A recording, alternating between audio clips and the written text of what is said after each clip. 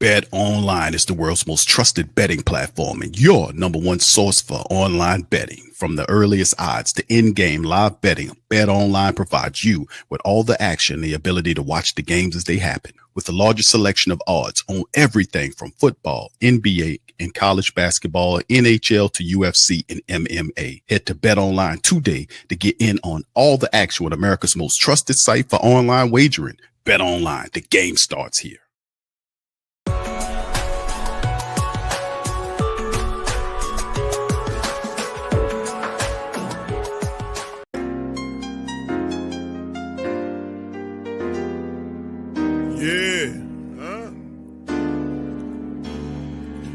Like Benson, I'm a who that. I'm a who that. Long as I'm living, I'm a who that.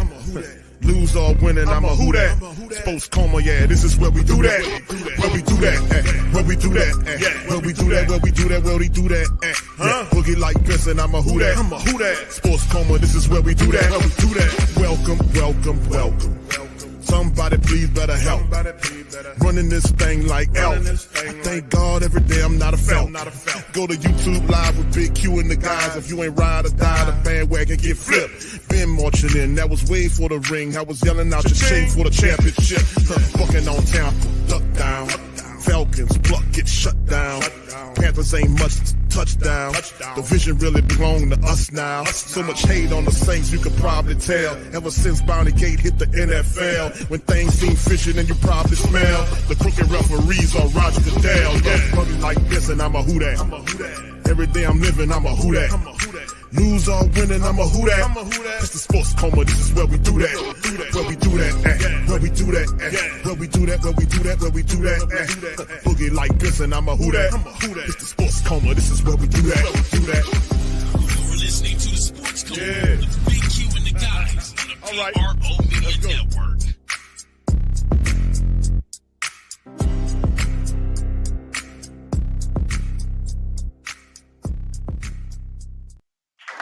All right. And big ups to the fam. Welcome.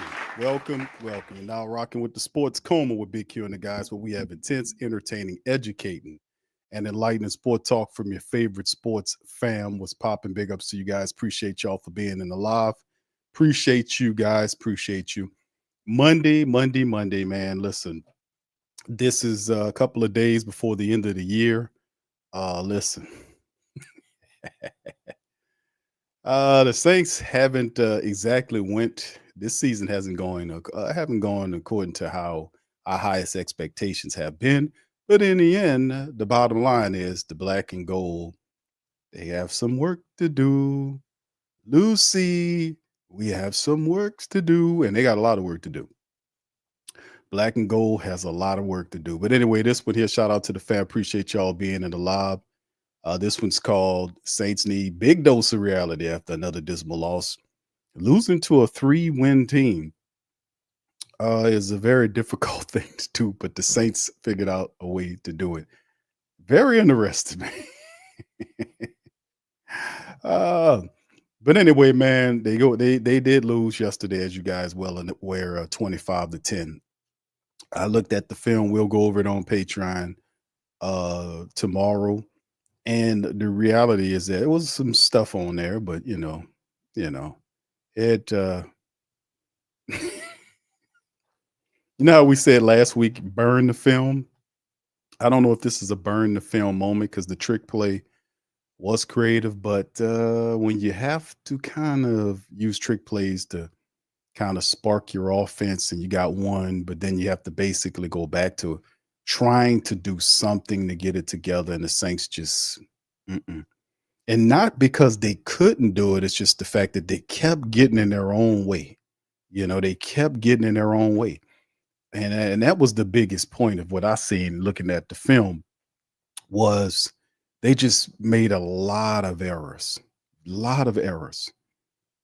Every time is one step forward, 2 step back type of thing.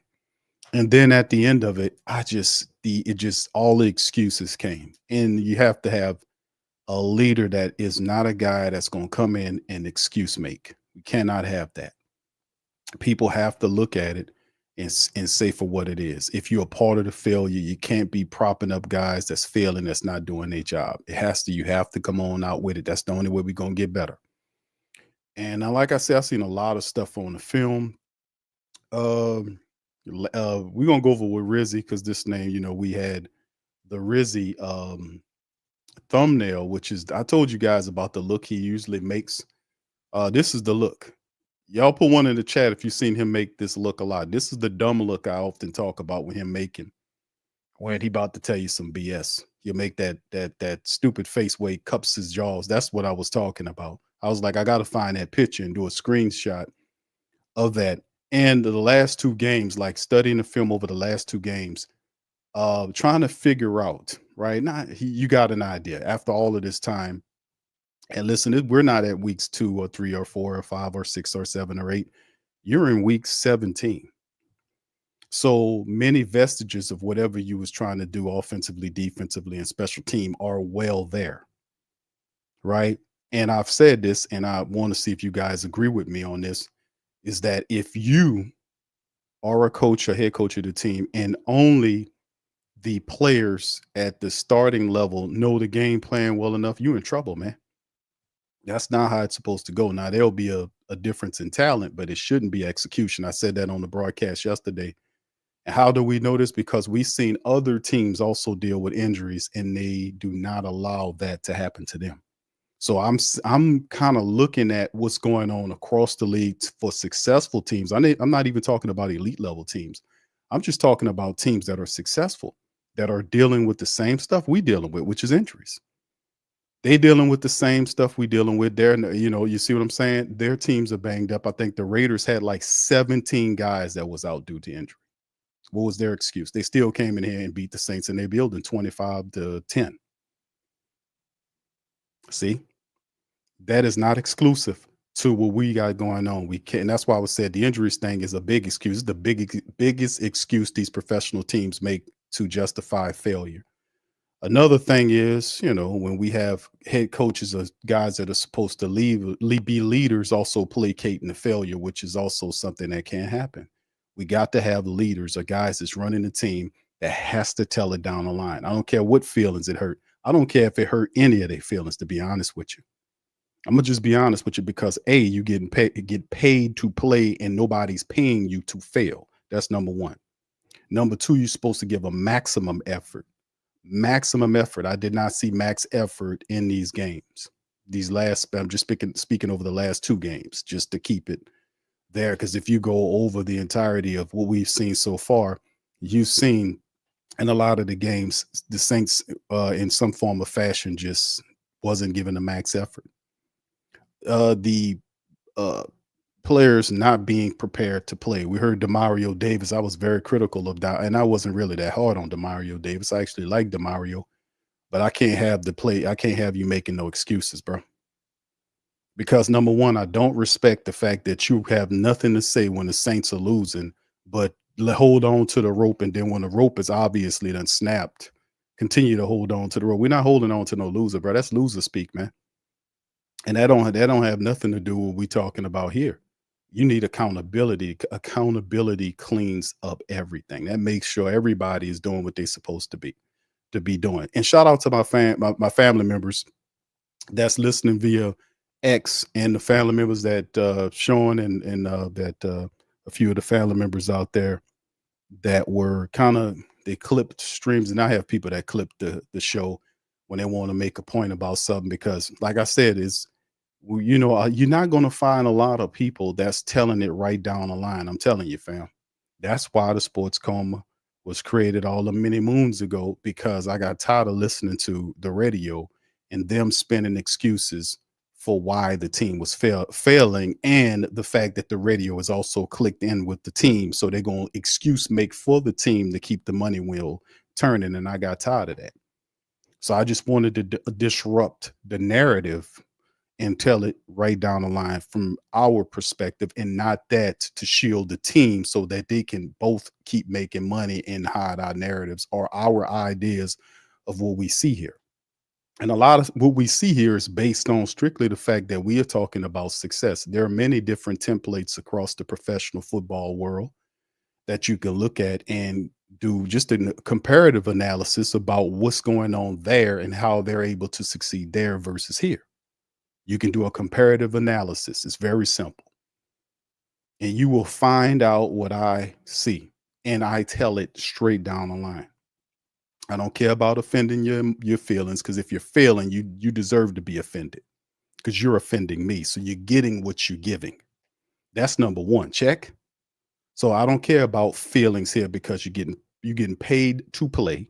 If you stink, you still get paid, right?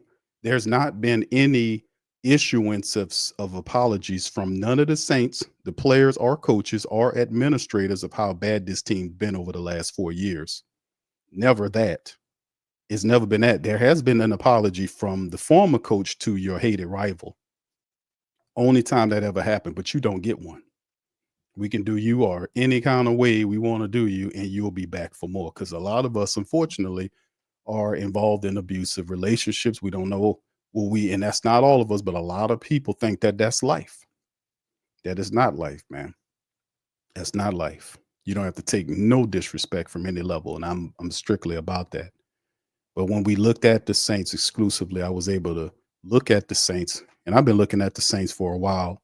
And what I know, the biggest thing, the reality check that I see that the Black and Gold Nation has is it's a severe, family, and I mean a severe lack of accountability. Shout out to the family members that's posting them links on X. Keep it going. I appreciate you guys for doing that, because this has to get out, man. Because if we can't disrupt the narrative that they're setting up or have set up, then this cycle will continue. We have to destroy and disrupt the narrative and break the cycle, so we can get the success that we want from the team.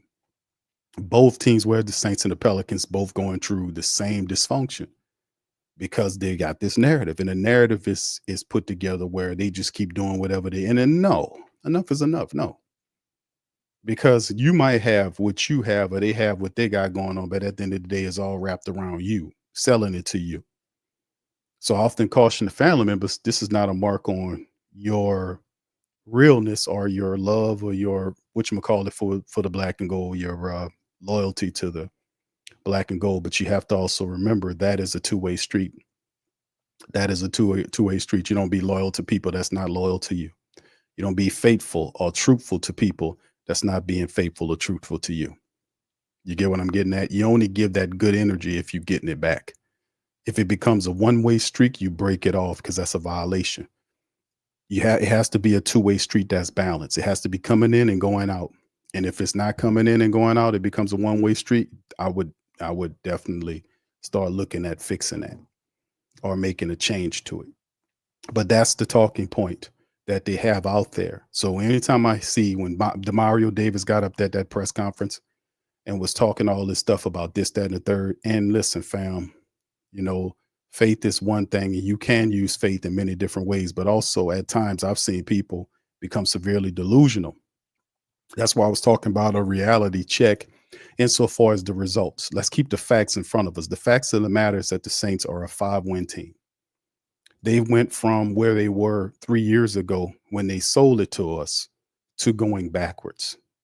Now the measurement of what they're going to do when they roll out after next week, when they come out with the end of the season press conference, Mickey Loomis will have to stand before you.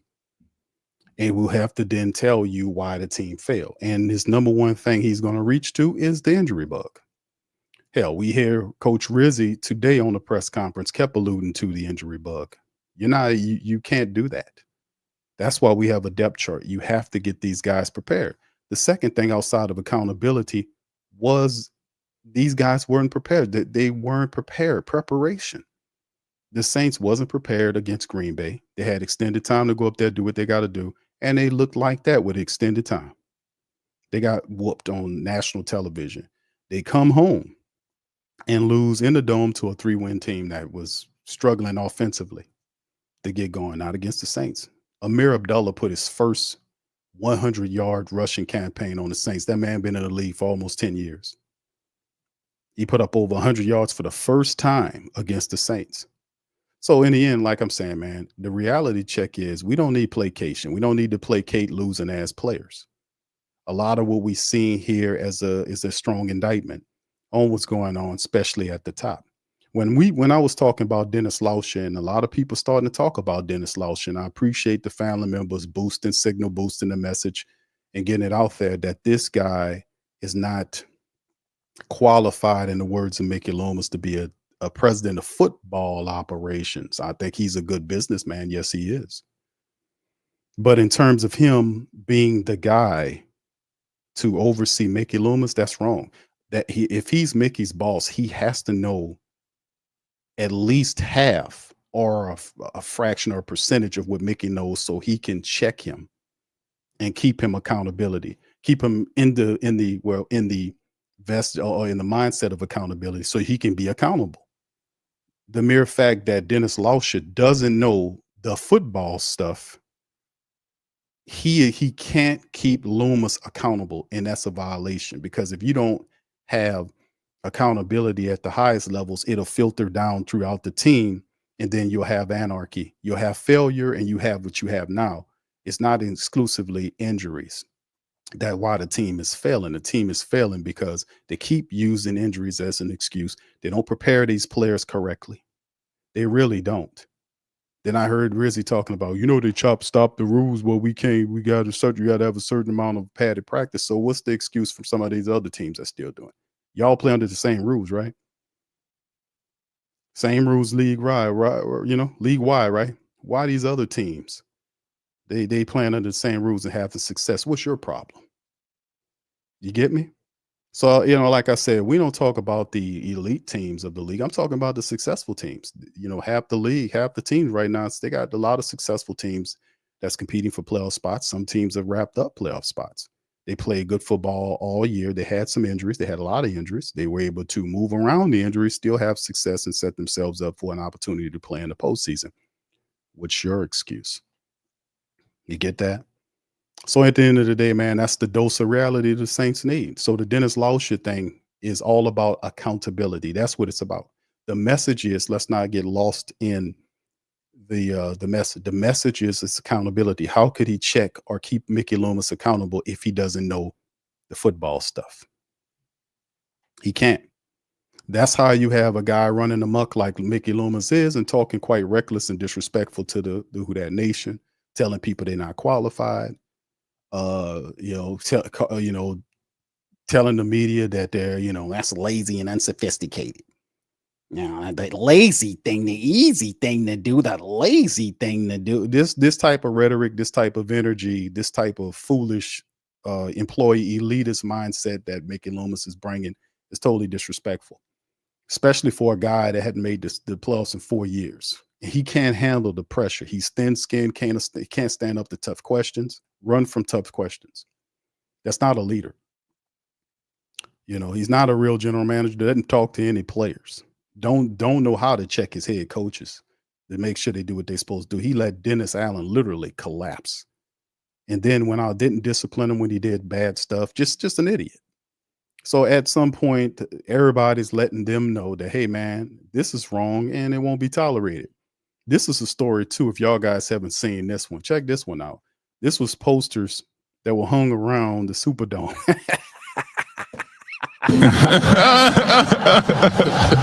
How about this one? This was hung all around the Superdome, man. Y'all seen this stuff? Put one in the chat if y'all seen this, man. It says, wanted, Mickey Loomis, Saints general manager. Oh, hold on now. Hold on. Why am I on a wanted poster? Oh, my God. I got to get my sharpshooters. All right. Oh, God, I'm wanted. I'm a wanted man. Oh, God. Yeah, Mickey Loomis, you're wanted. And this is what it says on there is hired Dennis Allen. That's a good one. I salute whoever made this, man. And the people that put it up, salute to you, man. They probably members of the Great Saint Think Tank. Didn't fire Dennis Allen last year. Yes, that'll definitely make you want it. Annual salary cap issues.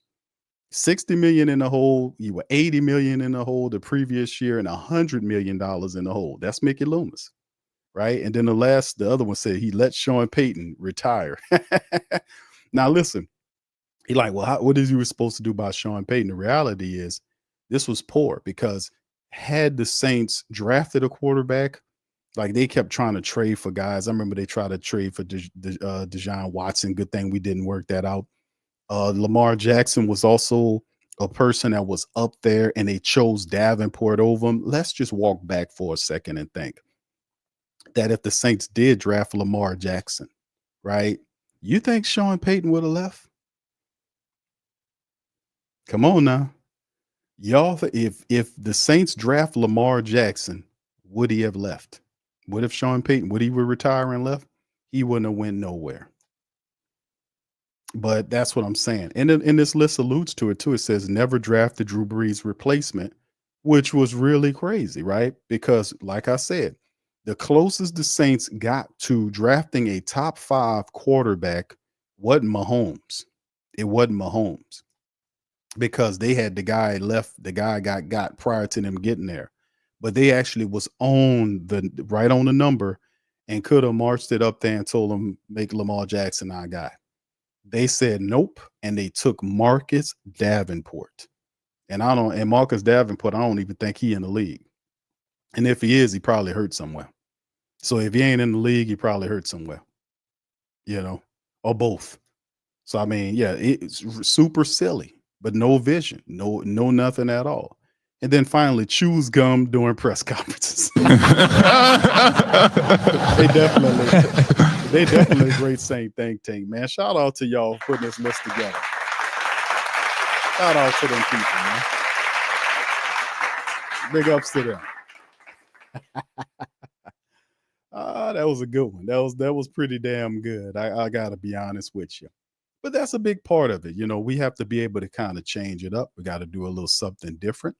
And listen, it's no need for a lot of the loyal great Saint think tank, the Who Dat Nation, to lower your heads and be sad about this, because like we talked about before the season started, if these decisions did not hammer out or work out, then it'll bring a massive change to the Saints organization that is long overdue. That a lot of the mediocre success that we were having was keeping festering. But now that the bottom has fallen out, then we can be about the business of leading the team or fixing the team in the correct way, where the parties involved don't have the same leverage they had if the situation was in reverse, right? So a lot of what we've seen, like I said, man, we seen during this year and leading into this year, it's just not what it is. We need totally something else. We tried their way. It was a massive failure. Massive failure. So, like I said, these things are seen. They're not blind to it. And the people that need to see, like the poster we seen, the comments, us calling up there to the Saints facility, us sending the emails and all that stuff, and just inundating them with all of the problems. And they know Mickey Loomis is a problem. They understand that he's been there for a period of time. And you shake his hand and say, thanks for your service. And then you begin of adding new people to the top of the team. That's what Gail has to do. She has to then, because she's operating a team like from where her dead husband said, here you go. No, that dead man can't run a live entity. Now it's your team. You have to be able to then be about the business of taking what you have and moving it in the direction that you need to move it in. And you have to find the right people so that you can be able to do that. But she understands when it looks bad, she comes down, makes the firings, but at the same time, changes have to be made. Dennis Lauscher is a good businessman. He's a terrible president of football operation. He needs whoever the football president is has to know about football on the field, or at least half of it. He has to be involved in the football stuff. He has to know it to keep the guy beneath him accountable, so that he knows that guy is on code doing what he's supposed to do. If you don't know what that guy is doing, that guy going to get a big hit. Like I told y'all, none of these guys behaved this way when Tom Benson was there. They were all trained SEALs, but the moment he closed his eyes and left the team, they all got big heads, including Mickey Loomis. He the worst of the bunch. He the worst one. So in the end, chewing gum and you think Tom Benson would have slapped the piss out of Mickey Loomis. he come out of that press conference chewing that gum like that. He would have berated them and chastised them for that. Because one of Tom Bence's biggest things was he was big on customer service. He didn't play that. That's how he built his businesses into what they were. He was a shrewd businessman, but people loved him because they gave him a good deal. And he was real serious about taking care of the customer and making sure they had top-notch service. You would slap the piss out of Mickey Loomis to hear him chewing that gum like that and talking to people like that. That's totally unprofessional. So anyway, that's a little bit on that. So I just wanted to kind of talk on that about the thought process about what was happening with the team coming forward. Like I said, man, what about Darren Rizzi, man? I can appreciate what Rizzi's trying to do, but he just doesn't have it. He just don't have it. Now he got a big mouth and he likes to open his mouth and he jumps up and down. He's very animated, but you got to have some intelligence with that too. Hey, listen, man, I'm just keeping it real, man. Listen, I'm not saying Rizzi. I think Rizzi half crazy, but at the end of the day, he's a good special teams coach. He's not ready to be a head coach, and not everybody is. You got to have a certain specific God-given set of abilities to be able to lead humans. You got to know how to reach everybody, and I think he's too much of a placater. It's too much placating. You can't have two really obviously bad games from the Saints, the Packers game, and this game, and then come out in the press conference and say that how the thumbnail goes. I forgot what he said. Let me put my thumbnail up there. So yeah, and I had to put it in the bubble. I didn't see any lack of effort. Really? You getting blown out by the Packers on Monday night, and they lost 2 games within a week's time, right? Losing to the Packers, getting blown out by the Packers, getting blown out by the Packers. That's definitely a lack of effort, sir. And then getting beat by a 3-win team Raider club in your building. This is the home finale of the regular season. That's the last home game of the 2024 regular season. And you want to give a win to the support base that you have been losing for the entire year. You've been tearing it up all year. You want to at least give them a win to close out the year at home. And they lose to the Raiders. But he says, I didn't see a lack of effort. We just didn't execute. Well, what is effort to you? What does it mean? Because I'm confused. I'm totally confused about what you define as lack of effort. Now, in my book, I think not executing or failure to execute is a lack of effort, because failure would indicate the fact that you didn't do what you're supposed to do, which is lack. So I don't know what he's talking about, but he's too much of a placater to be the head coach of this team. We need somebody rough and rugged that can come here and just set everything straight, that has a pedigree or has a high IQ that knows what they're doing right out the gate. So maybe this is something that we talked about Mike Vrabel before. Adam Schefter said Vrabel's consulting agreement with the Browns expired today per league source, and that pretty much means that people can talk to him. They can talk to Mike Vrabel and go from there. So he can interview. So Vrabel, like I said, Vrabel's playing in the game. Mike Vrabel was a hell of a linebacker, man. You know, he was a hell of a linebacker with the New England Patriots. He has that pedigree, that winning championship mindset pedigree. He is kind of, and like I said, I'm not a big promoter of defensive coaches. I would like to have a coach that's on the offensive side of the ball, right? That's what I just instinctually want to have, a head coach that's an offensive minded person. But I'm not beyond the Saints going to interview Mike Vrabel and listen to him. He got a good resume as a player. His coaching wasn't all that bad. I mean, he actually was a pretty decent coach with Tennessee. But at the same time, like I said, him and Coach Glenn, you know, I like to listen to because these guys have been, you know, like, anytime you get players that were really good, that didn't cross over to football, they got that extra respect, like a D'Amico Ryans has. Like D'Amico played at a high level in Houston. I think he went to the 49ers too. And he played at a high level and was really good. And when he crossed over to football, it just was good. Vrabel has that pedigree. really good, solid championship player. Aaron Glenn might not, I don't think he have any championships, but I know he played for like 18 years or something like that. But he was a really respected player. I don't know if he has a championship. Matter of fact, I think he might have one. Y'all remind me in the chat if he got one, because 18 something odd years or whatever it was is a long time for Coach Glenn to be in NFL and not get one. I think he might have got one somewhere with all the teams he played with. I'm not for certain, but when you have guys like that, you got to go talk to them, because these guys are, they have a long history of success. So talk to them. But like I said, let's see if we can find their equivalents offensively speaking as well, right? And not just get bogged down in the mentality that we have to be able to connect to people we had that came from us and for the job, right?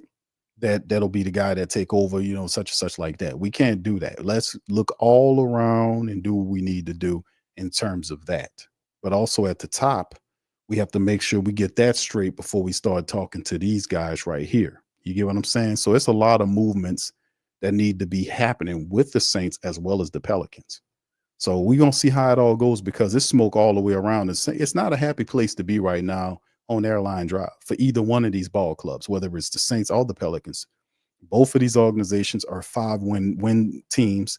The Pelicans are 5-27 or something like that, or whatever it is. The Saints are 5-10 or 5 and whatever the hell they are. I forgot. 5 and what are they? 5-11 now. So horrible.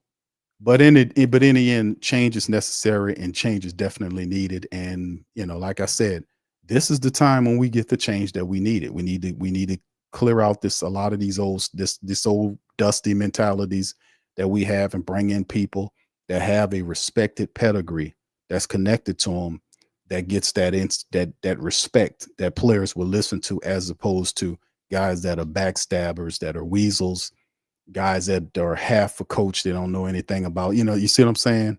I'd rather stay away from that, because we had enough of that already. And also we got to put accountability back in the Saints building. Even at the top levels, we got to have the accountability to rain down throughout the organization. If we don't have that, we're going to go right back to what we've been doing, which is failing. You cannot win without accountability, because that's what I see now. Guys are not being held accountable for not playing well. Guys are being told, hey, man, it's all right. It is not all right. And let me say this, fam. It's a disconnect between you, the 9 player, and the players. See, the players get paid. You see, that's a big difference there. That's why it don't hit them the same as it hits you. See, they get paid. You don't get paid to watch what you see what I'm saying? It's not the same thing. So you'll see a lot of these guys absorb the losses easily, because they got an incentive. They get paid whether they win, lose, or draw. It's only the real good ones that get really pissed off about all of the losing and open it up their mouths. And sometimes it might cost them some money. But the ones that's about just taking the checks, you never hear them bat one word. And they always are for the establishment. You never see them step up against the establishment or say anything against the establishment, which would be the team. There's only a handful of guys that I know that stood up and was speaking the truth against the team. That was Elvin Kamara. That was Marshawn Lattimore, AK-41. They traded Lattimore to Washington. They didn't want to pay Kamara until later on in the season, when he, that he was for you. You had to pay him because he was balling so hard, and you had to pay him. So when these guys tell the truth, they try to mess with their money. They stall their money, or they get traded. Even Cam Jordan, he was very neutral. He walked the fence, but he was speaking about the dysfunction of the team. But nobody else. Nobody else. Did you catch that? Now, even Bink Saunders was saying stuff online too. He didn't say it publicly, but he was saying stuff online. He was frustrated online. He was agreeing with the family members and saying, man, this is ridiculous. This is terrible. Da, da, da, da. He was saying it online, but not people that you just recently see. And I ain't going to say no names. You could put the name to the face, or the word or the comment to the face of the people who are recently speaking that's trying to big up the team. These are establishment people. They never say anything to the contrary of the establishment. They never said anything. All they do is big up the establishment. All they do, despite all the wrong that they do, They never utter one word against them. And you can put a name, you could put a face with what I just said, and you'll come out exactly who we talking about. But anyway, this is the thing, man. We're gonna go over it. And I know we got a few things here. Big ups to the fam for being here. All right. Hold on, fam. Just give me just a second, man. All right. Thank you. Appreciate you. This is Muse. Shout out to Muse. Appreciate you, Queen, for the cash app. Much love to Muse. She says, all right, sending love. All right, shout out to you. Appreciate you. Trinity Montoya. Shout out to her. Appreciate you as I well. wanna say thank you very much. Picking me up, bringing me back to this All world. right, shout out to her, man. All right, and big ups to the fam, man. Appreciate y'all for being in the building as well. Much love. All right, yes, indeed. And we're gonna get into it. We're gonna hear a little bit from Coach Rizzi, man. I don't wanna, you know, do the whole press conference, just a little bit of it, because and like I said, it's a tough job for him to have as an interim coach to step into it and put both feet into this mess and just feel like I'm just trying to keep guys happy, and that's his standpoint, and I get that to a degree. He's just trying to keep everybody cool with each other. And listen, I don't want to listen that go out the window when we talk, because some of these guys are not supposed to be on the team. I've been saying it for all year long, family. I'm sorry, some of these guys, they play football and it's their livelihood, but you can't play here and steal. If you see it, like if you work and the boss catch you stealing time, your ass is fired. If you stealing anything away from the job, you're gonna get fired. They're gonna roll you up out of here. We got players literally here that's just literally taking checks and they ain't giving nothing. And I'm like, why is these guys here? Why are they still here? But they didn't get rid of them. And I'm like, man, we cleared these guys out. That's what I would be on, especially when you're a losing team. Why I'm holding on to these losers for? It's a reason why. Listen, I don't want to sound difficult or hard, but I'm saying the NFL is a win now business, because people don't give money to a losing a product. They don't. You can't sit up here and tell me about injuries when everybody in the NFL is going through injuries. You can't tell me that they're stagnating you when everybody in the NFL, they losing their quarterbacks, their running backs, wide receivers, defensive people, kickers, punters, everybody can get hurt, right? But they still maneuver around to still be successful, win games, and still put themselves on the course for the postseason. How are they able to do it and you can't do it? See, that's my question. Because you can do comparative analysis and say these teams are no better than the Saints. In many cases, you go in and watch that a lot of the Saints players are better than some of these other teams. So what's the difference here? What's going on here? That's what I'm saying, that to get to the truth, you're going to hurt some feelings. Come on now, let's talk. Let's keep it real. You're going to hurt feelings when you won't get to the bottom of the truth, because a lot of people, they're not ready for the truth. Don't ask me for the truth if you're not ready for it, because I'll tell you. And the reality is, because the Saints, this is a team that, are they really ready for the truth?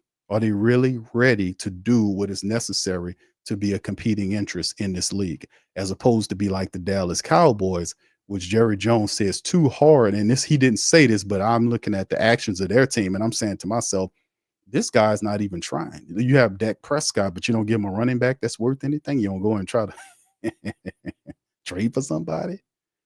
You see what I'm saying? You don't do that. It's too hard in their minds, too hard year after year to compete, to build up talent on the team. So I could just sell them this and still make money and sit back and rear back and pretend I'm mad. But at the end of the day, I'm still banking out, baby. We can't let them do that to us, because that's a form of cheat. We can't let her or this team do that to us. Like I told you, if you go down to the facility, and I go down there all the time, but if you go down to that facility and you look on the front of it, they got that old Super Bowl picture on the front of the practice facility. It's a old ass from the Super Bowl when the Saints won the Super Bowl over a decade ago. It's up there on the front of the building. Y'all know what I'm talking about. It's faded. And when you look at, I'm like, that's appropriate for what this team is doing, because all they doing is they got that Super Bowl trophy in there when you walk up in there, and they completely good with just one. They'll tell you whatever they gotta tell you, but they done made 3 to 4 to 5 times the fortune off of just that. Because they are not. This is not how you get there. This is not how you get there. You don't hire coaches that are unqualified, that have a history of losing. You don't bring them in and say he's going to be a winner for us now. You don't do that if you're serious. You're not serious. And for those who do, because sometimes people, listen, fam, it happens. These are humans.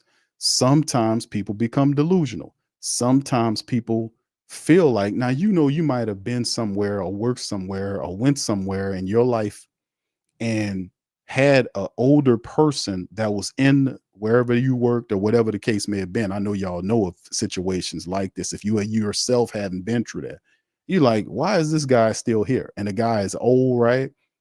And he just hanging on in there. He ain't doing nothing. He just hanging on in there. He just hanging on in there. And you're like, why is this guy still here? What is he doing? And he don't do his job as well as he's supposed to do it. You know what I'm saying? It just happens. You know what I'm saying? It happens sometimes.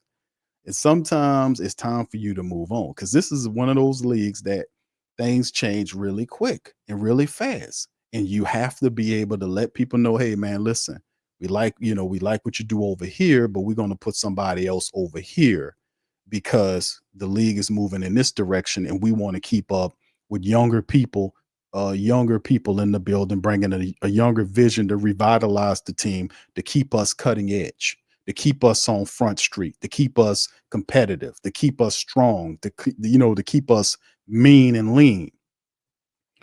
And it happens. So at some point, you as a leader or whatever you are at the top of that organization, at sometimes it's got to look at those people and say, hey, man, are we moving in the right direction? Let's check it out. And then another thing is, you can't just hire people forever. What I mean by that is, you have a guy that's running that team, that's making these important decisions. They got to have a timeline. You can't let them do this, get up to this point, and then change it, and then do this and keep them screwing up.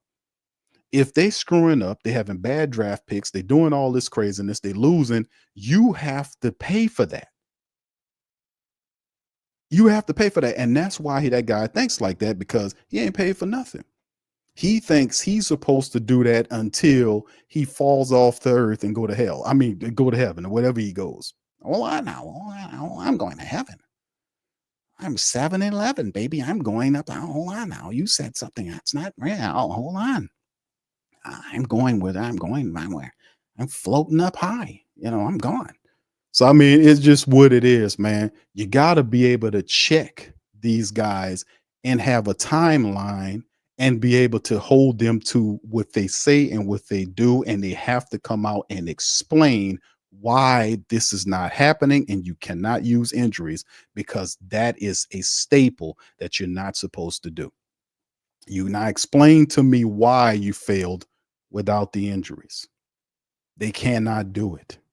They cannot do it, because accountability does not live on Airline Drive, whether it's a football team or a basketball team. So whoever the leaders are that's coming in here, they got to be all about that. We're not going to be getting anywhere without accountability. And we're not going to allow you to make money off of us anymore. Not like that, because that's what they've been doing. They've been making money off of us with a half-ass product and making dumb decisions. And you've seen a lot of it come back to bear the last 4 years. There's no more making money off of us and putting up an inferior product. That won't hurt. That won't work anymore. That, and for the Pelicans, we're not going for that. It's too difficult in the climate to be giving money away to bad. It's just not going to work. All right. Thank you, Taylor. Shout out to you, my brother. Says Q, why is Demario and Juwan speaking to us like we are on an annual retreat for encouraging young boys to turn their life around? Because they've been sent out there to placate us. Yes, thank you, Taylor, for saying that, because this is what it is. And I like Demario Davis. I like Tyrann Mathieu. I like a lot of the Saints guys. But when it come down to telling the truth, it ain't got nothing to do with likes or dislikes. It's all about truth. The truth is you cannot tell the faithful who've been holding on and supporting the team 4 years to hold on and have faith and we not going to panic. And I'm like, whoa, bro, what are you talking about? You got one game left. You've been eliminated. You've been you've been eliminated for 2 weeks. We ain't gonna panic. We ain't gonna. What are you talking about, man? And where was this speech during the 7-game losing streak? Is a very easy question. But like I said, man, listen, talk to me, and I know you got your faith, but talk to me without that religious hat for a second, right? Use your spiritual intelligence and talk to me like that. Explain to me what that has to do with you missing tackles. Explain to me what that has to do with your teammates missing blocks, not knowing their assignments. What that has to do with your coaches not pushing you guys or holding you guys to a code of winning. Now tell me about that. You see what you heard what I said? Now I didn't say anything wrong. All I said was talk to me about that. Explain that. What does that have to do with that? What does one thing has to do with that? Come on, true talk. That's what I'm talking about. What does that have to do with that? You guys aren't prepared fully. You guys, them offensive linemen don't know their assignments. They're missing blocks. They're getting bullied. I mean, tell me if I'm wrong here. Tell me if I'm wrong. These guys aren't prepared to play. They're not. If you get blanked 34-0 or whatever it was in Green Bay on Monday night, what does that got to do with what you're talking about with faith in all this kind of stuff, DeMario? What does that got to do with? If anything, your team is exhibiting lack of faith. So that is actually, come on, explain the football to me, man. What does that got to do with teams with guys holding people like Ali Udo, who was caught up several times in penalties that hurt the team? What does that got to do with drop balls? What does that got to do with communication issues? What does that got to do? You're not working hard enough in the weight room and studying your stuff hard enough so you can outcompete your competitors, huh? Let's talk brass tacks for a second. These guys have been sitting out here to placate and to soften you up so you can open up your pockets and put more money into their unaccountable accounts. Because they don't believe. A lot of these people talk accountability, but if they did, you would see the result on the football field. You would see it on there. And I don't see no accountability. I see excuse making. I see placating going on. I see BSing going on. And we're not going to be a part of that, man. I don't care what you say. Thank you, Taylor. Appreciate you. That's real spill. That's real spill, man. Now, some of these people, bro, they're not ready to hear that. They're not. Whatever them people gonna say, they're just gonna go along with it, man. And that's on them, man. I'm not even talking to people that ain't even using their brain, man. If you are programmed to believe whatever they say, that's on you. That's on you. And sooner or later, that's gonna get you jammed up on a higher level. But when you living in this reality, the reality is a lot of these people would say whatever they have to get you to go along with something that's ultimately not fundamental, is not successful, is not commonsensical. The politicians do it all the time when they sell you on policies that the corporation gave them to sell to you. A lot of that stuff was written by them for the corporations, and they'll sell it to you, and then you'll be like, that sounds like a good ass deal, and then you'll be wondering why your money going down. You see what I'm saying? You can't be a get along guy. You have to be able, a gal, you got to be able to process with critical thinking. Critical thinking will save your life. Trust me, especially nowadays. So if you're not involved with critical analysis, I feel it's about to get, if it ain't already terrible for you, it's about to get real bad for you. I'm just saying, man, you can't be on this world and this planet because there's too many liars, con men, crooks, and charlatans moving about, and grifters moving about on this planet to be a get along person. You will get handled, you will get cheated, you will get your ass kicked in, you'll get a lot of stuff happening to you. So take this from a guy, and I ain't charging you nothing for this. This is free game if you're wise. Use critical analysis in everything you do, including sports. The same thought process you use to go and buy a car, You test drive the car, you look up under the hood, you bring a mechanic with you or take it to a mechanic shop to have them look it over with. That smart process. Or when you go to buy a home, the same process where you don't just go and look outside and say, it looks good to me. What you want for it? Now you're going to go look inside of it. You're going to look around it. You're going to go stare at it. You're going to hire people that go look at the AC. You're going to go look at the roof. You're going to go see if there's any foundation issues. You're going to do some research, find out if it's a flood zone, if the house had people that got shot in it. You're going to do all your research because that's intelligent, right? So why isn't that not the same process you use with everything else? All I'm doing is telling you to use what you usually would use that's logical. And we got a lot of logical people. Stop believing these people out here. I'm telling you to use your mind and use them eyes and listen to what they say. You'll see everything and then some. You'll see the truth. That's game for free. But thanks for the family members that super chat. And Molly Mall says, Q, is it really a rebuild if Gail keeps Loomis? It depends, bro, in what capacity. A lot of people say she's not going to move him around and all this kind of old stuff. It's a mixed bag because if you can keep Mickey Loomis. That's the whole point. You don't have to put Loomis in the street. You can keep Loomis just as a VP. We're just saying take him off the general manager position. He has 2 jobs. He don't need 2 jobs, fam. Let him keep his VP position is what I proposed. Keep the VP job, give the GM job to somebody else. Kai Hartley's been there for years. Let Kai run the general manager job. Mickey does the VP. That would be good.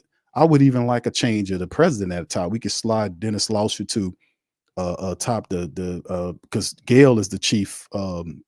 She's the CEO or the chief. I think there's another chief financial officer. He's supposed to really be the chief financial officer. That's the correct term. But I think she has that term. But he needs to have that. If she has she's the chief executive officer or whatever the case may be, because they call her the owner, she's the chief executive officer. He would be more of like a chief financial officer. He would be the CFO.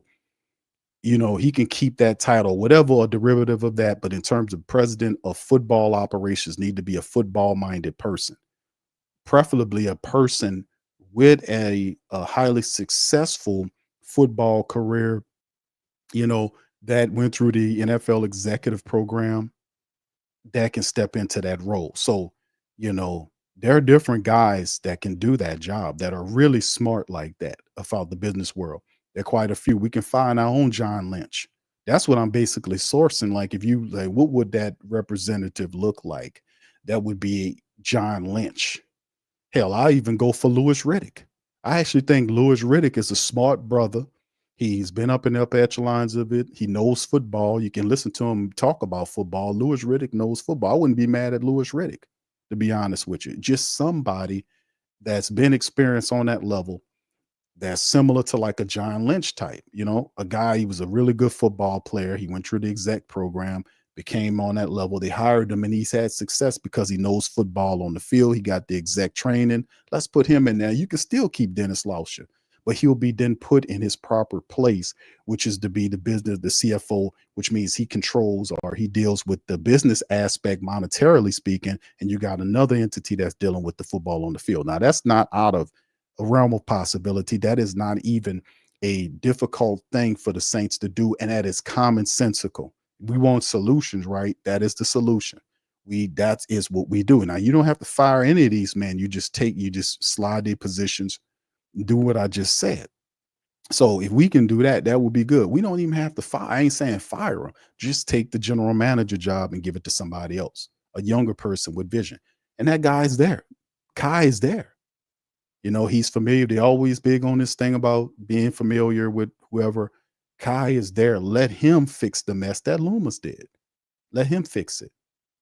So that's my thought process on that, bro. Thank you for that. Appreciate you. Say thank you very much.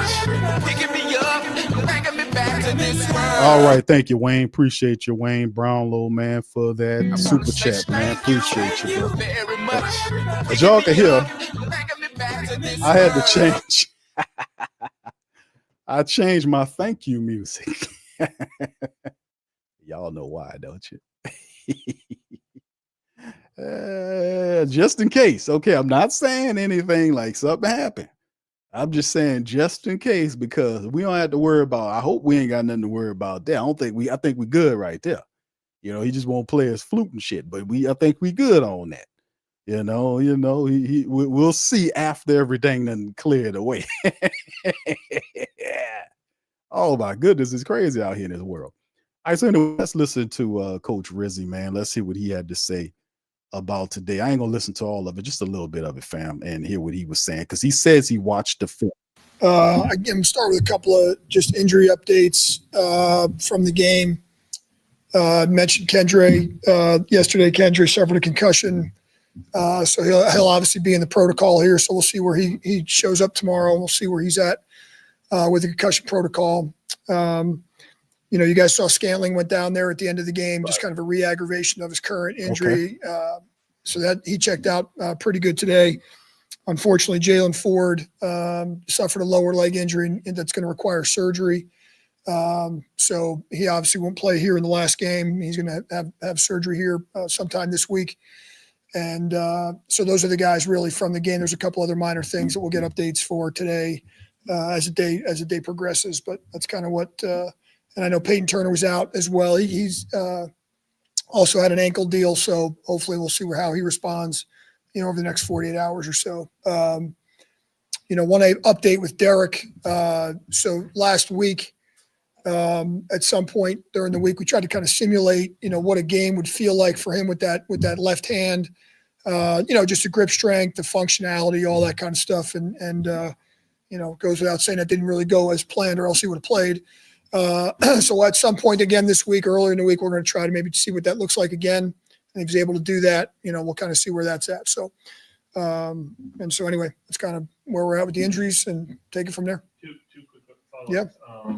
Fractured, was it fibula for Ford? Was it a fracture or was it? Yeah, he actually, I think the initial x-rays was a fracture, and then he had to get some scans today and some MRIs to see if there was any type of ligament situation. So I have not gotten any feedback yet on the exact situation. So his recovery time will be predicated upon what happens with the ligament situation. But there was a fracture there that's got to get repaired. And then with Derek, he wasn't far enough along last week. Was he not as far along as you expected last week? No, I mean really. Yeah.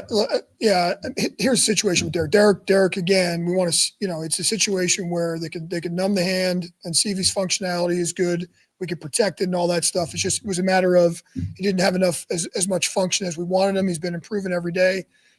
Naturally, he wanted to play against the Raiders. I think that kind of goes without saying. We talked about that last week, so he was kind of motivated for that one. He's been motivated in his rehab since the day he got injured. And so again, whether we do that tomorrow or Wednesday and see if he has that, better functionality and see if he can cope. So if he can't, we're not going to.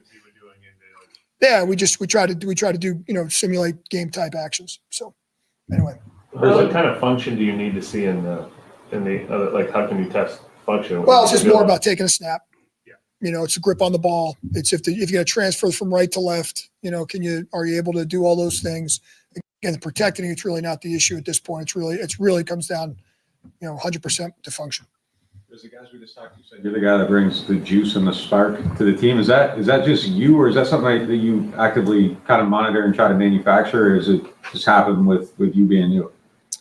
I think it probably falls back to my personality. I try to be. I preach to the guys to be the same guy every day, and come in here with a great approach and a great attitude. I think it's probably in the 32 years I've been coaching, it's probably the thing that my MO, if you will, or, it's my personality as well. Listen, nothing great was ever accomplished without a great attitude and great approach. Right. So, as sometimes things don't go exactly the way you want them, but that doesn't really change how you're going to, be the next day or be in front of the group. And then to me, that's all about leadership. You stand up in front of I have the privilege every day to stand up in front of that group, in front of that team and deliver a message and to lead. And to me, the best leaders that I've ever been around, are positive. No one wants to follow Eeyore around the forest, and so we kind of make a joke around that. I always use that Eeyore analogy. No one wants to see Eeyore walk in the side door every day. That's just, we're not looking for that. And so I kind of always bust guys' chops if I see him be down or whatever. Come on, Eeyore, let's go. It's everybody would rather be and follow Tigger, not Eeyore. So we kind of joke around with that. But all kidding aside, Hey, Tigger, positive feedback, positive influence. Listen, I'm very demanding. At the same time, I don't think there's a guy in that locker room that knows that I don't love him, I don't care for him, and I don't want the best for him. And and listen, people follow, positive things, and people follow leadership. And if that's what they're doing, if guys are going to follow and I'm going to lead, then you're certainly going to do that with a great attitude. So I think that's what the guys are talking about. So when I say it's juice and spark. How do you show that line between being demanding and showing them love and making sure that they know that the demands aren't coming from, like, how do you navigate those two emotions? Yeah, listen, I heard a great expression when I was younger as a coach. There's an expression that is, guys really don't care what you know unless they know that you care. Listen, bro, I understand all that, man. I played, man, and this is the thing too. It's a professional side of it where these are professionals, man, meaning they get paid to play. So, whether you like the guy next to you, it makes it easier to play. That's not disputed. But, at the same time, man, at some point you got to have ability to kick some ass. You know what I mean? And I don't mean to be brash with it, but this is a football team. It's physical, and you can't spare no feelings, man. And having them to like you and all that, a lot of that will happen when you win. Like a lot of the winning and the grind to get through the losses. Because my thing with the Saints, right, going forward is like, the losses, they're mounting because of numerous reasons. But when you're not executing, right, you can miss me with all this other stuff. You're getting paid to play, bro. That's a professional. You're getting paid to play football. You're not doing this for a favor for me. You get what I'm talking about? You're a member of this team. You're getting a salary. You're getting paid to play. So you're supposed to automatically come in with a good idea, with a good mentality, and ready to execute. And your job serious. You're supposed to be studying extra, working on doing your weights and stuff off time. When you have certain limitations, you have to be on the team and all that. What's stopping these guys from working in the off time on studying that playbook, knowing what they need to be, doing little silent reps. It means something. And you can see the difference when you see players, because Drew Brees did that. Not talking about how great he is, just talking about his work ethic. Just doing the extra stuff to be a winner, this working hard on your own time. And you can see a lot of these guys, they're not doing that, man. It's an obvious difference. So I get where he's coming from about wanting these guys to like you, but man, listen, dude, it's all that like stuff is out the door. Your team set up with 5 wins, bro. I don't care if they like me. If you don't like me, it's because you are a loser, because you picking up on losing principles. Because nothing that we talking about is a lie, or is not in the mindset of winning. And you're gonna have to hurt some feelings. Some of these guys need their feelings hurt if they accepting poor play as something as a normality. We don't want that here. Just saying, man, that's the part of the game. Belichick or any good coach. I've always tried to use that as my, kind of in the back of my mind. I always hear that quote.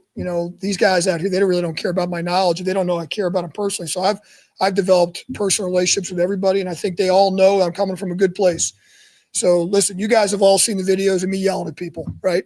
But I'm the same guy. Yelling at one dude. Fiery son of a gun that's going to be right, in your face when you make a good play. And I think that, it's not always negative. It's you accentuate the positives. We watched the film from the team meeting today, or in the team meeting, really watch a film from the game. And I point out a lot of positives. There was a lot of positives in that game. I know that no one wants to hear that. No, we don't want to hear it. I know that's not the narrative right now, because we lost 25-10 to the Las Vegas Raiders. So it's hard to say there's a lot of positives. Yeah, there was a lot of positives. We gave phenomenal effort in that game. I came here this morning early. We got phenomenal effort. See, this is no, man. We don't want. Yes, they don't want to hear it. See, you spoke. Say, I know a lot of people don't want to hear that. You know why? Because they got good sense. They don't want to hear it. He said the same thing in the Packers game, that they gave good effort. What effort you talking about, bro? Define effort. What effort are you talking about in these games where the Saints losing to teams they're supposed to beat? What phenomenal? This guy said phenomenal effort. What phenomenal effort? What are you talking about? It's not you. That doesn't mean anything unless it's just, you know what? Let's just get through it. I'm gonna let him go ahead and prattle on because I'm gonna cut it off in a little bit because this is the part where he's just Really to watch the interim coach, man. all three phases, and I'm looking for guys that aren't giving great effort. I can't find them. He can't find guys I not think the giving goal good line effort. stand by us is a great example. DeMario Davis gives phenomenal. I'll tell you what you can't find. I'll tell you right where you look at, Rizzi. You look at your goddamn offensive line. You can't find them. I can't find guys that give phenomenal effort. I looked all over the tape. Let me tell you, I try to guide guys. I try to find guys. I looked upside down the tape. I turned it upside down. I looked at it from the sideways. I got a microscope. I looked. I couldn't find the guys. It was phenomenal effort. Man, get out of here, man. That was not phenomenal. You want a place to look at? I'll tell you. You look at your offensive line. Look at Ali Udo. Did he give you phenomenal effort?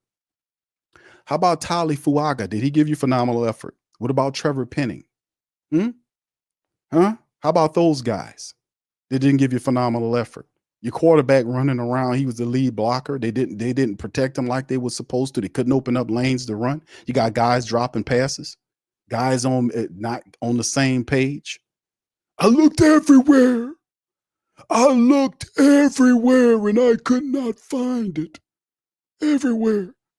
I'm not bullshitting you. I looked everywhere, could not find it. That's all I seen when I looked all around was phenomenal effort. Man, get out of here, dude. Get out of here. That's placating. That's a lie. What are you talking about? Either you don't know how to watch tape or you're lying. That's the bottom line. I looked at the same tape that you looking at. And there was all I've seen was phenomenal effort. Man, shut up. No, you interim coach, no. There was not phenomenal effort. Your offensive line scored on a trick play. You couldn't manifest, you couldn't get your offense to even get consistent enough to challenge the Raiders. Your defensive line provided zero pressure. All I seen was phenomenal effort. Did you look at the defensive line? They couldn't get to the quarterback. Aiden O'Connell stood up there and threw the ball all the way around on your team. I didn't look here. I didn't see anything. Look, all I know is I found phenomenal effort. But how about your run? How about the defense, your defensive line allowing over 100-something yards again? 188 against Green Bay, and allowing a guy, Amir Abdullah, who's a backup running back, to put over 100 yards on the Saints. Run on them to keep it moving. Did you look there? Did you look there? Come on, man. This foolishness, man. This is what I'm talking about for some of them people out here. And people will listen to this and say, yeah, man, well, he's right. No, he's not right, man. He's not right. Fam, it's time to start calling these people out. Do you understand what I'm saying? This is an outright lie this dude is talking about. He said he looked all over the place and did not see any effort. He says phenomenal effort everywhere. Where was the effort for the offensive line? They could not run the ball. They couldn't even protect Spencer Rattler. He was the top passer as well and runner. He was the top rusher. And he scrambled for his life, man. The first play was a design play. The rest of the plays, the two other scrambles he had, he was running for his life. The defense allowing them to get ran on. They couldn't, even from the word go, they could not get a sack. They didn't get any pressure on Aiden O'Connell. He was able to stand up there with a clean pocket all game long and throw the ball on the Saints. But I couldn't find nothing. I looked at the tape. I turned it upside down and around. Hell, I just flipped it up. I put it in hue color. And I see phenomenal. Man, no. See, that's the team. You're not going to get better unless you face the facts. That's the bottom line. We can't get better unless we face the facts. The defensive line and offensive line did not play well in this game. They didn't. That's the truth. You guys watched the game. Did you see phenomenal effort? Did you see a whole game where the Saints had full effort the entire game? Did you see that? Then what the hell is this guy talking about? You see, this is the type, and I've been doing this for years. Maybe people just listening to me for the first time, they understand, well, damn, this is kind of something different, because I've been talking like this for years. Because this is what you do when you keep people accountable.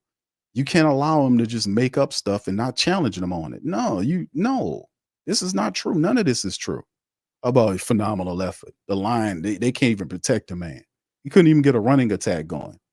We had Clyde Edwards-Helaire. We had Jamal Williams. You had other people, and we couldn't even get nothing going. Couldn't get nothing going. But we had phenomenal effort. Man, no. Phenomenal effort to keep that guy out of the end zone. We talk about defending all 100 yards of the field, really a whole 120 yards, if you will, and sideline to sideline. He keeps that guy out of the end zone, and he had Carl, first down, boom, makes a great play. Second down, Cam, boom, great play. Third down, we take away the pass option, we get a sack, force him to a field goal. So that one individual effort play by DeMario was a 4-point play. You know, DeMario again and Ugo make a great stop on third down near our sideline that they challenge the spot.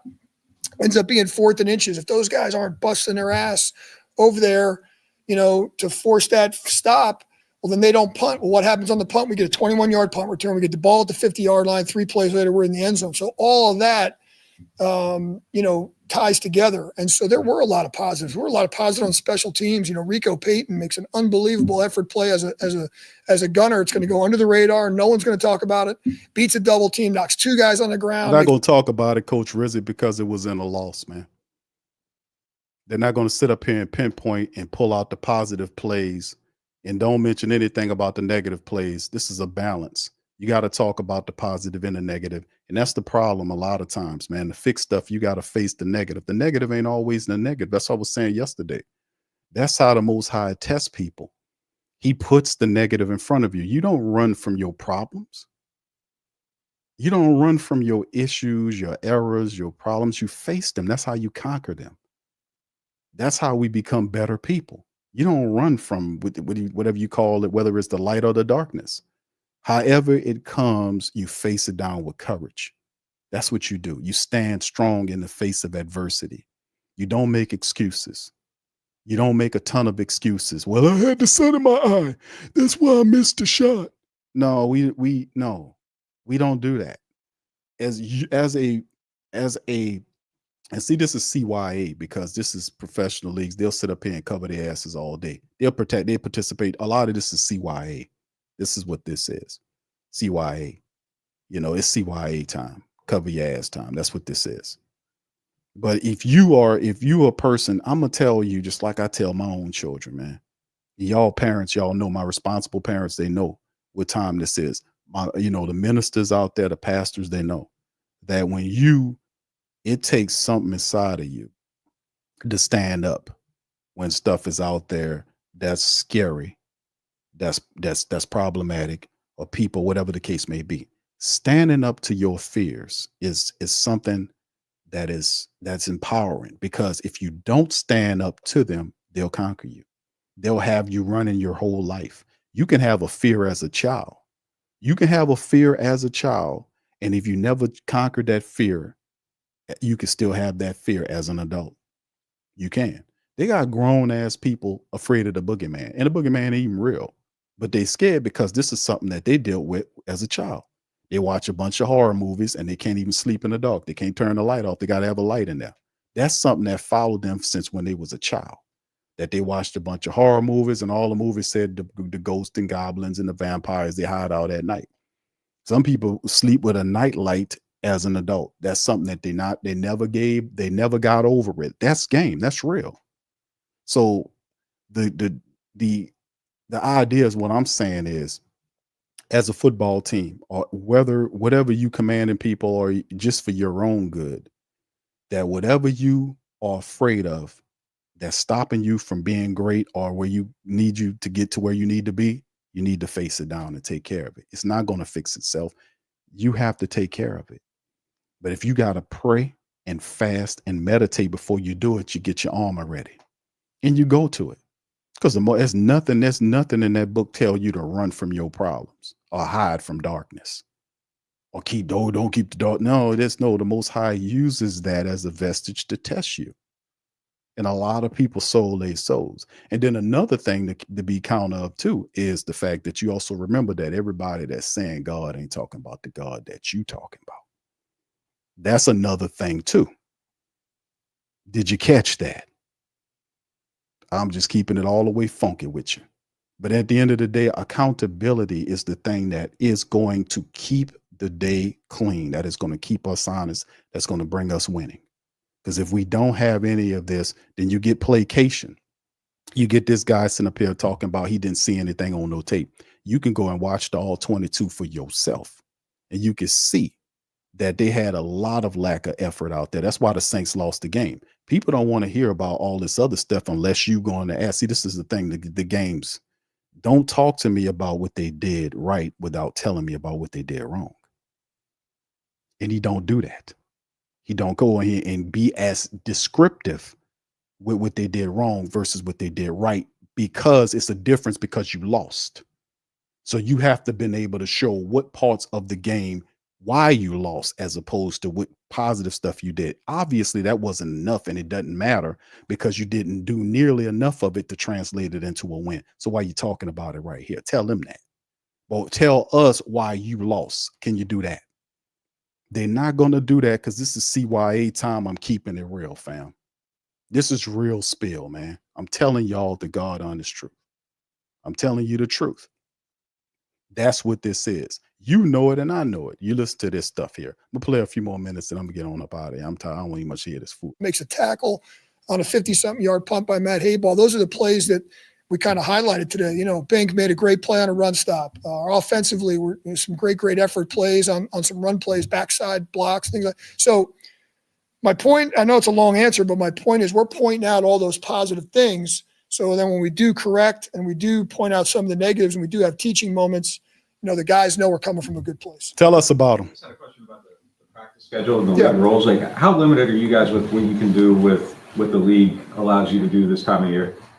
Yeah, listen, I'm extremely comfortable with the way we're practicing lately. You know, when I took over, it's really a three-part answer, if you will. I mean, the first part is, you know, how we're practicing right now is very, very relative to the rest of the league.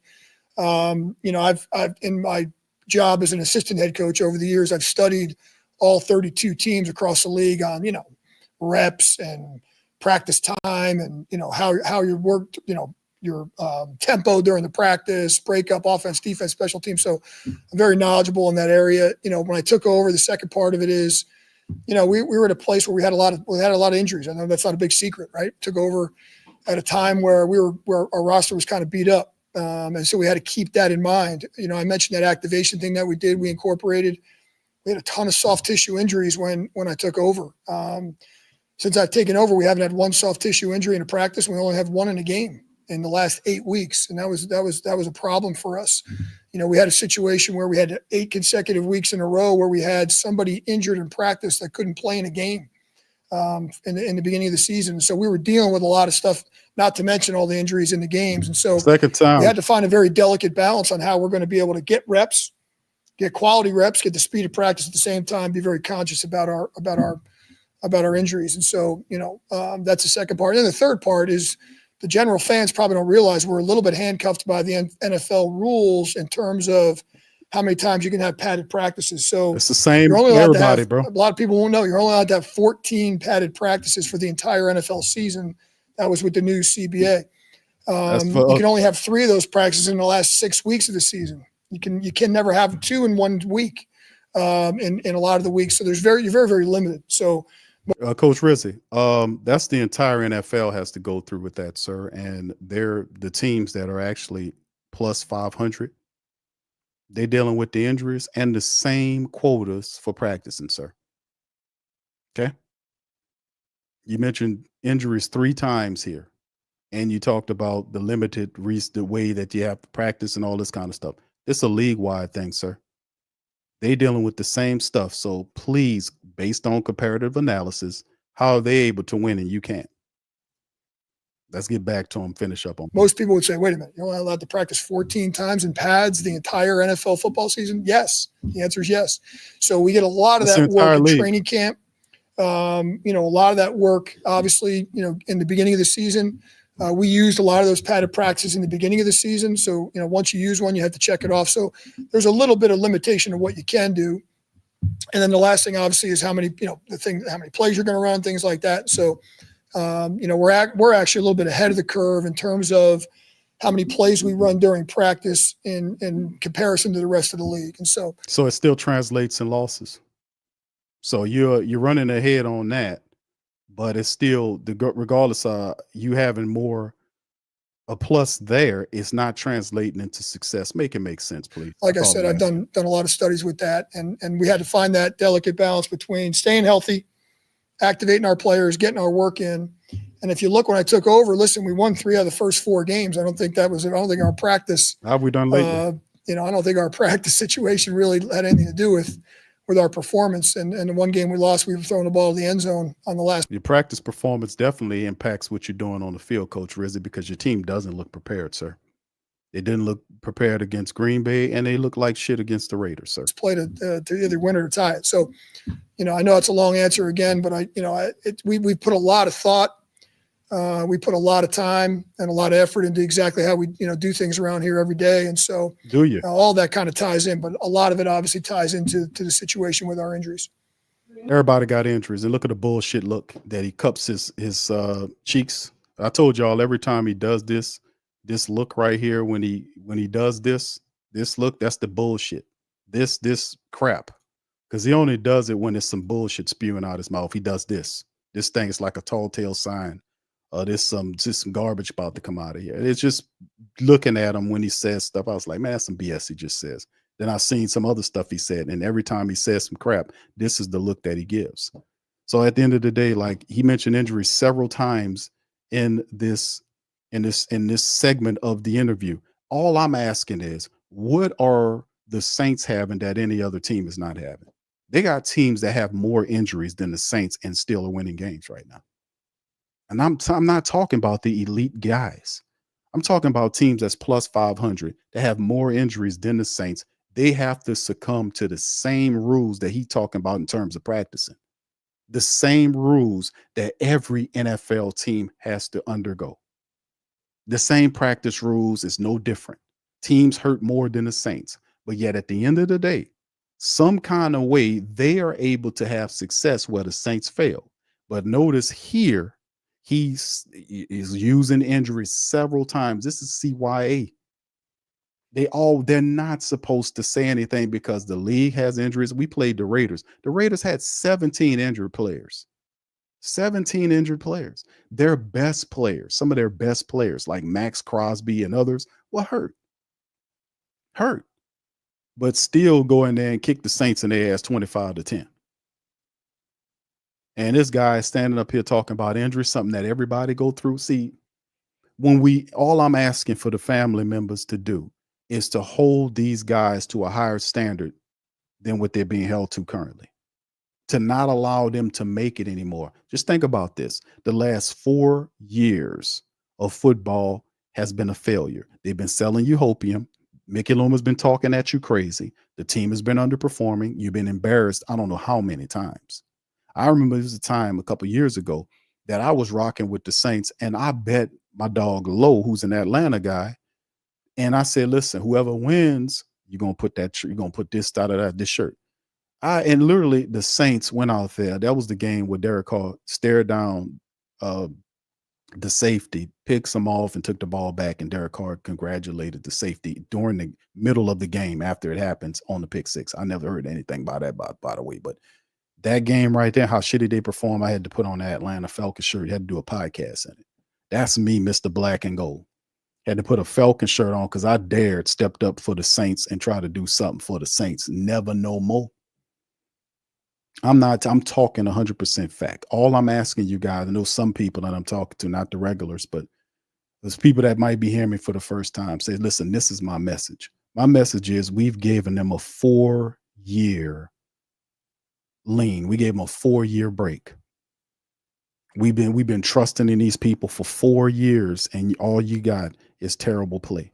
You got disrespected by Mickey Loomis telling you, "Oh, you're not qualified," and refusing to fire Dennis Allen, and everybody in the world knew the guy was supposed to be fired. Held on to him for 7 games, and had you had gotten from up under him earlier, you might have saved your season. Just think about what I'm saying here. It's up to you to change all of this. They're not going to do it unless you force them to do it. That's what I'm talking about. How do I force them? How little old me can impact change with the 2, 3, 4, however much the Saints, $4 billion operation the Saints are. Don't undersell yourself. You are powerful and even stronger as a collective. So when you make up your mind and you get with other people that make up their mind, we can change all of this. We got Dennis Allen out of there. Mickey Loomis refused to fire him and was telling Gail Sheedy he didn't want to fire him because it's not his fault, his injuries. And me and you and all of us know that's a lie. But that is what happened. She fired him because she heard the frustration from the family members and the fact that we said we're not spending money with y'all until y'all get this right. But not only did we stop there, we didn't stop right there. We also gave them a list and say, hey, listen, you got to reformat the organization.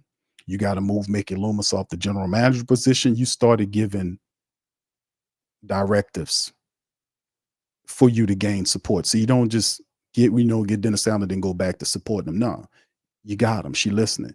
Keep doing everything else.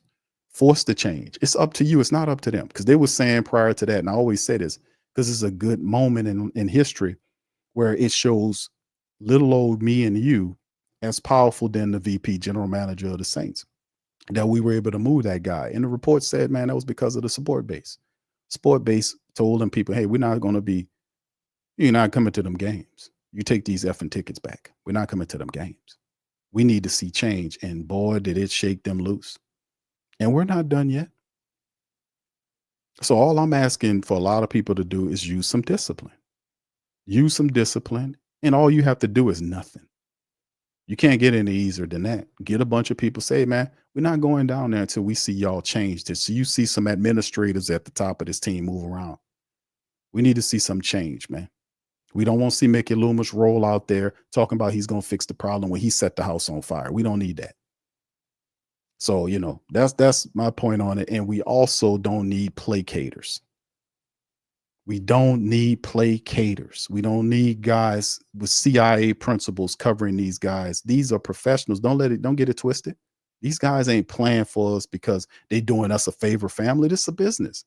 These guys are getting paid handsomely to play football for the New Orleans Saints organization. They're professionals. They're supposed to bring a positive, self-starting, impactful mentality every damn day to work, because they should be feeling privileged that they have the opportunity to play a child sport that they love since they were a child, that they can use to take care of their family for generations. That's a privilege to play for the New Orleans Saints, and they get their funding from you and me. So at the onset, at the genesis of the process is you. So I'm telling you, as a support base, to hold your resources. Do not give it to them unless they prove to you that they're about the business of winning, because they have been taking advantage of us for years now. They've been taking advantage, and that is over with. We're not doing that no more. That's a done deal. So if you don't get that, then the hell with you. I'm sorry. I'm just gonna keep it. I'm rough and I'm real. If you don't get that, the hell with you, man. Because if anything else, you helping, you festering, you're enabling it. And I don't have time for the enablers. We got to face the facts. It's time. It's fact facing time, man. That's what we got to do. It's fact facing time. This is not going to get right because of them, because they don't see no issue with it. They're just going to keep saying injuries. This freaking guy said it several times in one clip here. One question about injuries. And you play it some more, he keep talking about injuries. Man, get out of here. You not going through anything the rest of the NFL teams going through. Some of them going through worse, and still they're plus 500. Going through it right now. Go look it up. Go look it up. Count the injuries on them plus 500 teams. Go count them. You have a depth chart, sir, And as using a depth chart, it is up to you to find the best people that you possibly can find, just in case injuries hit your team. Because this is football. People get hurt, so you can't sit up here and say, "Well, the starters are out." That means that the starters will be being prepared better than the backups, and that you can't do that. Even though the 10, I say this, I'm gonna say this again. Even though the talent might drop from a starter to a backup, preparation and what they're supposed to do in execution is not supposed to drop. That backup is supposed to know what they're gonna do, just like that starter. That starter might be a little bit better than him, but that guy's supposed to still know what he needs to do when he get in his job, because those guys are practicing too. The backup's not sitting up there watching the starters doing practice. They practicing too. I'm just because people be like, man, I'm giving you the game. We can't allow them to use any of these things. He mentioned practice rules. We're not allowed to have certain amount of practices. We got practices, 14 practices. So does the rest of the NFL. This is an NFL thing. It's not just exclusively for you, sir. This is the NFL too. So if you can't do what you need to do within the limit of it, maybe you need to get your ass out of here. How about that? I'm just keeping it real. I don't want nobody with no excuses, man. We done seen 4 years of excuses, fam. When Dennis Allen apologized to the Falcons, I was done. And then he was allowed to keep his job the next year and come back, destroy the team, go on a 7-game losing streak, and have Mickey Loomis to defend him. And then when Gail fires him, Mickey Loomis puts out a statement, Dennis Allen's a great coach. And you expect that asshole to be able to take the team forward and rebuild it, to put that guy, the guy that was defending the guy, the saboteur that was destroying the team, that guy who kept him even after he lost the team, to after that Falcons game when Dennis Allen came out there and threw the Saints under the bus, that guy, that same dude, the same dude that stood up there and went on there and berated the players. Because James Hurst said it. James Hurst said it this year. I played on the show. He said he thought when they came back in there, he said they thought Mickey Loomis was going to fire Dennis Allen because he said that he lost the team. We said it then. You know who said it wasn't true? Mickey Loomis and Dennis Allen said that's not true. Yes, that's not a fracture in the team. Nobody lost, this straight up lying. So you don't have a general manager in name who didn't even go and do his job. He didn't talk to the players. He didn't go and do no investigation work. He didn't iron out no wrinkles. All he did was kept his door closed and believed whatever Dennis Allen said and allowed Dennis Allen to destroy the Saints and literally screw up our time for the last 3.5 years. If this not facts, or is it facts? Put 100% in the chat if this facts, because this is what it is. And many people, they're not going to talk like this, man. And they're not going to talk at you like this, because this is real spill. This is real spill. The changes need to be met, and keep your money in your pocket, please. Do not support the Saints. Do not support the Pelicans until they show you that they are worth it, that they show you that they're winning. They show you that they're about the business of winning and not playing games. Come on now. Anyway, big ups, fam. Listen, I'm about to cut loose on this one, man. I appreciate y'all. Let me get a few questions from y'all before I get out. You know, I like to rap at y'all before I go. Can you says, have the Pelicans won 6? No, not yet. Pelicans is 5 games. They playing right now. They're up by 10 right now at the 2 minutes left to go in the second quarter. They're winning 59-49 on the Clippers. So they might actually get their 6th win tonight. We'll see, man. But then again, the Pelicans are, they haven't been able to put together full games. You'll see what it looks like when the second half hit. If they can maintain it, usually they fall off the cliff somewhere in the second half of the game where teams will go on a run with them and they can't stop them. So, I mean, they don't play full games just like their football counterpart. The Saints can't put together full games. Pelicans can't put together full games. It's coaching. It's bad preparation and poor coaching. It's just what it is. These guys, it's just what it is. He's also, how long will it take for Gail to even fire the Pelicans coach? He says, what is the only 2 things that the Saints Pelicans have in common? They both got 5 wins. That's the best that I got. All right. M. says, between Saints and Pelicans, Gail got a ton of work to do. I don't know if she can handle all of that. She's going to have to. It's either that or get from up under the team. That's the bottom line. I mean, because people aren't going to keep going to watch no game and they losing all these games, man. Come on. That's not how it go. All right, what's up, Muse? Shout out to you, Muse. Appreciate you. Kevin says, Q, well, when you think back, there was a moment in 22 when Breeze retired. We had this conversation. The Saints could have moved up and grabbed Joe Burrow. We said give up 3 first-round picks. We did. They were never going to do that. They were holding on to Drew Brees. They held on to him until his 40s because that's what Mickey Loomis, that was his brainchild. And that made no sense. They held on to the man into his 40s, bro. Man, arm tore up, can't throw the ball. They had all his medicals and still was trying to do it. So I don't know if you just incompetence, bro, of the highest order, not checked. Unchecked incompetence creates what we have here. So at some point, somebody has to stop this. Somebody or somebodies have to stop this unchecked incompetence. Somebody, right? And it's not going to be them. They're going to belly roll this as long as they can. It's up to us to just don't support it. And they respect is money. So when they see that money dropping, they're going to like, oh, we got to get it straight. This is what happened years ago before the Saints went on the winning that they had with Sean Payton. The family members said, man, we're not supporting you. This was right before Katrina. It was a big thing. They were fighting for contracts. He wanted a brand new stadium. People told him, take that team and shove it.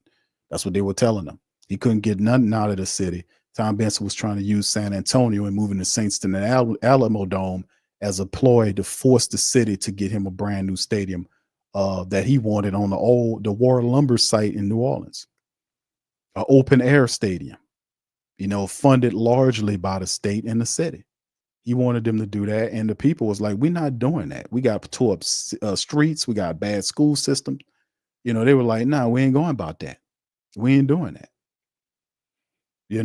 And ultimately it worked out because it forced Tom Benson to do something different, where he got through all his people, and he started really going about the business of hiring a respectable coach. He had Sean Payton and Clint Kubiak's father, Gary Kubiak, who Tom wanted Gary Kubiak, but didn't want to meet his monetary demands because he got a contract from the Texans.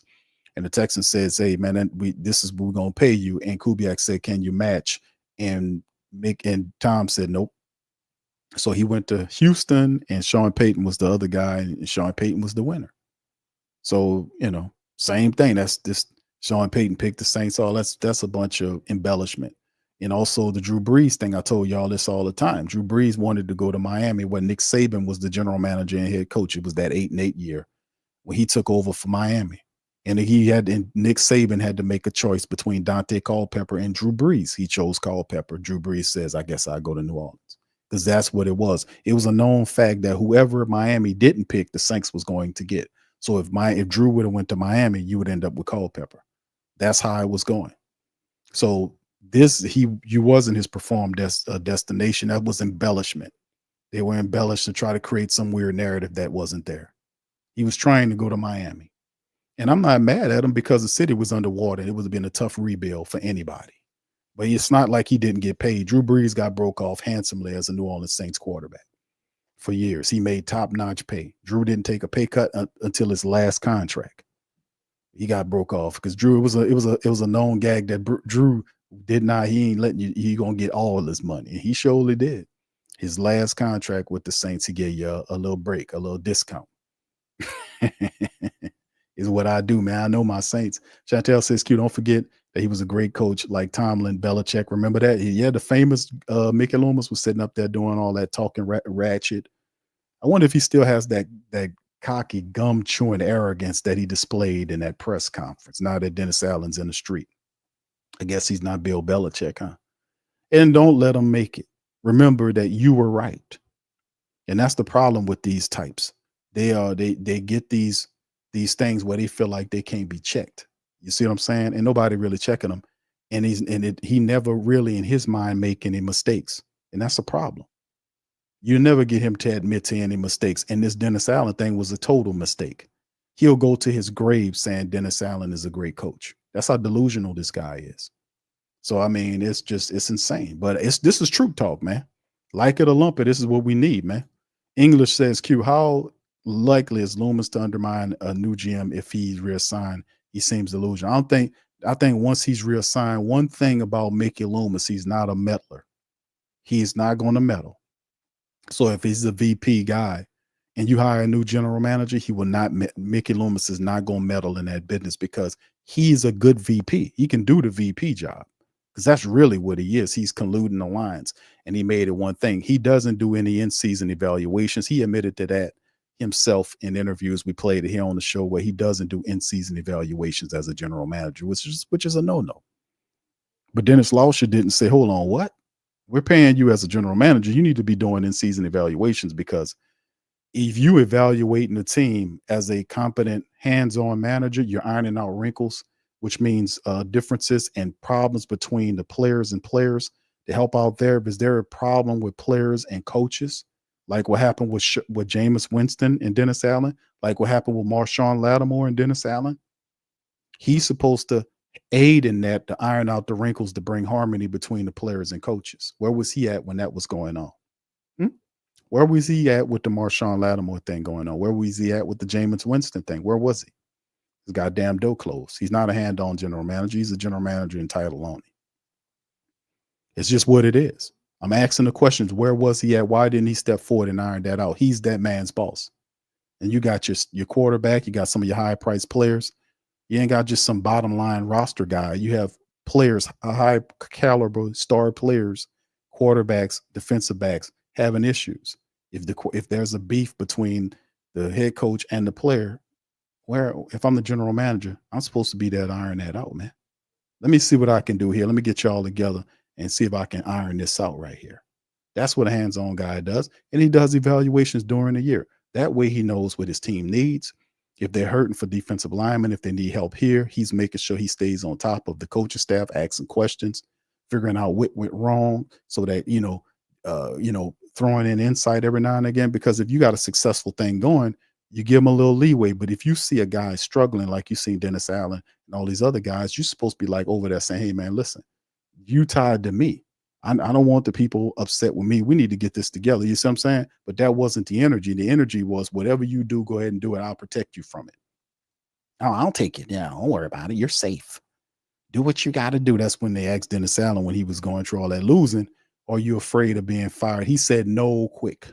Why? Because Mickey Loomis said, hold on, I got your back. You go out there and you tear the team down. I don't worry. I'll make excuses for you. Don't worry about it. And what happened? He got fired. So, like I said, man, it's crazy, man. But I don't think he would meddle with the new general manager. I don't think he's not a meddler. Once he gets reassigned, I think he'll like the VP job. He'll be there and let somebody else handle it. He don't really want to talk to nobody anyway. He says he don't like doing the press conferences. Well, get your ass out of here, because we don't like talking to you anyway. Let's get somebody up there that knows something, that can talk for the team and do the job they're supposed to do, which you're not doing. So that in the end, that's how I feel about it, man. I'm just a little rough on it. Taylor says Peyton has moved on, building another franchise, and the Saints are still living in the past. That's vision, bro. Thank you for that, bro. Appreciate you. Say thank you very much. Picking me up, bringing me back to this. Yeah, it's just what it is, bro. Appreciate you on that there, brother Taylor, man. Thank you, man. Sean said, I know y'all tired of seeing former Saints balling. You right, bro. Yeah, you're right, bro. But you know what? Not really, man. Not really. You know what I'm saying? It's just an indictment, right? Like, we just not it. Things have to change, right? Sean Payton went over that. Sean Payton went there, right? He went to Denver, and Denver hadn't done nothing in a while, right? They hadn't been in the playoffs in a while. He goes there and and does something he never did before in all of the 15 odd years that he was with New Orleans. He drafted a quarterback in the first round, started the quarterback, right? And is winning with a rookie quarterback that he drafted in the first round. That's all of the things Sean Payton did as a coach. He never done that before with the Saints. He stared away from that. He kept away from that. And all of the time here, he never drafted a quarterback with the first round pick. Never. But he took Bo Nix and is winning with Bo Nix. And if things line up, Denver might have a postseason run with a rookie quarterback. That is something that to me, that is awesome. But because I love success, so I'm not so much, you know what I mean, Sean? I'm not too much upset, tore up about it. But it's an indictment on how things are being ran in the New Orleans Saints organization. And that That is the vision, because Dennis Lauscher is allowing Mickey Loomis to do all of this. Gail Benson is an ambassador. Dennis Lauscher is running around doing all this stuff with Oshner. And you know, they're on their board of directors. He's the Pelicans guy and the Saints guy. You don't see him, you know, at all during the season. Asking about where is he at with the team losing? Where is he at with his thought process in terms of the team as a 5-win team? Where is he at? You see what I'm saying? Where is these guys at? What's up? What happened here? You got some explaining to do. You guys, what happened here? But even if you catch Dennis Lauscher and you ask him that, he ain't gonna have a straight answer for you, because he don't know. He gonna say, maybe you should talk. Well, I'm gonna put you in to let you talk to Mickey Loomis. He don't know. He don't know. That's the point why I put that out there. The video, I was like, listen, it's not so much about what he is doing as a business owner. I'm saying that as a boss of Mickey Loomis, he got to at least know a fraction or half of what Mickey Loomis knows to check Mickey Loomis on whether or not he's doing his job. That is the point of that. That's why I brought that up. That's why I was telling people. Now I've seen the snips go around, and I was people was like getting lost in. I'm like, no, it's all about accountability. That is the term. You got to know something about what, you know, the guy that you hiring doing, so that he don't just do something and you don't know what he doing. You got to know something about that. You can't just give it all to him and say, hey, you got this. And then when stuff start messing up, go talk to him. No, you his boss. Aren't you checking him? No, well, actually, I'm not. I mean, I believe in what he's doing. He didn't say that, but that's how his actions are lining up. Like, no. Everybody has to be under the principles of accountability. Everybody must be accountable. We can't let people make mistakes over and over again and not make them accountable, not chastise them or discipline them for that. You can't go out here and screw up the last 4 years and stand up there like you ain't do nothing wrong. No, you can't. You're not going to get away with that. You're not going to get away with that. We won't let you. We're not going to let you do that. Because, you know, we'll be enabling the bull crap and say, well, they ain't check me. I guess they like it. Man, no, man. We're not going to let you do that, bro. We can't let you do that. We can't let you stand up there and do all this kind of craziness. We just can't do it. So that's what I'm saying about the whole, that's why I'm bringing the Dennis Lauscher thing up, because Dennis Lauscher name ain't never been brought up before. That's me and the great Saint think tank pumping that out there. Say, hey, this guy got a boss. Y'all know that? Oh yeah, well, and it's funny to people because the dude don't even know, he don't know nothing about football. He's just a businessman. I'm like, how is he supposed to keep this dude accountable? How is he supposed to do it? The answer is he can't, and he won't, which is why this guy act like this. That's why, well, I can't do without me. I'm the big badass. I'm Slick Mickey. I'm the man, you know. Hold on now. Yeah, well, I tell you, I do whatever the hell I want here. You know, hold on now. Dennis Allen is a good coach. Bill Belichick, 9-5. Bill Belichick, 79, 78, 70. All championship coach. Oh, I hear it all before. I redid that. Oh my goodness. Oh man, if it wasn't such a tragedy, man. Hold on now. You guys don't know what you're talking about. Hold on. All right. Anyway, listen, man, I'm gonna get ready to get out of here, man. Listen, I appreciate y'all, man. The coaches, we'll see what we got lined up. Young City said, who can we get as a head coach? Q, we'll see. We can start off by talking to Mike Vrabel, Coach Glenn, and Brian Flores. You could talk to Joe Brady. You know, interview all of these guys. I'm pretty sure Cliff Kingsbury is another guy that people are going to be throwing in the mix when you throw Joe Brady. Now you got to talk about Cliff Kingsbury. Every couple of years, he hits the junket for potential head coaches. He was a coach before with the Cardinals. You got a Cliff Kingsbury, throw him in the mix. You know, you're going to have a couple of guys. You're going to circulate at least a good 10 to 12 people that you're going to circulate in there. The coach from the offensive coordinator from the Detroit Lions, his name is going to be in the mix. Both coordinators, Coach Glenn, Coach Johnson. You know, you got to throw those guys in the mix. So the Saints got to at least interview at least 10 coaches, 10 to 12 coaching candidates, if not a little bit more than that, because you got to get your full slate of guys to be able to interview. So I'm not above that. I prefer an offensive minded coach, but also I wouldn't be so, mad if we got a coach, a respectable coach with a lengthy resume as a player who made a good transition over to be a head coach, because that's another level. You understand what it takes to build a winning culture. You know what I'm saying? That kind of guy. And not so much tying him into, um, to because he was here before and he was a former player or whatever, or coach here, that we want him to come here, such and such. That's how this guy think, because he don't want to do no research. He don't want to do what it needs to be taken. This is the same guy sit there and talk to Eric Bieniemy for 8 hours eating etouffee, and then promise the man the job as offensive coordinator and turn around and hire Dennis Allen. You don't talk about a kick in the face. You believe this guy? He sat there and talked to Eric Bieniemy for 8 hours. That's a fact. And then hire Dennis Allen. You mean to tell me Eric Bieniemy is not as resumed as Dennis Allen? I mean, my goodness, if we just talking them two, right? But like I said, man, at the end of the day, there are a couple of guys.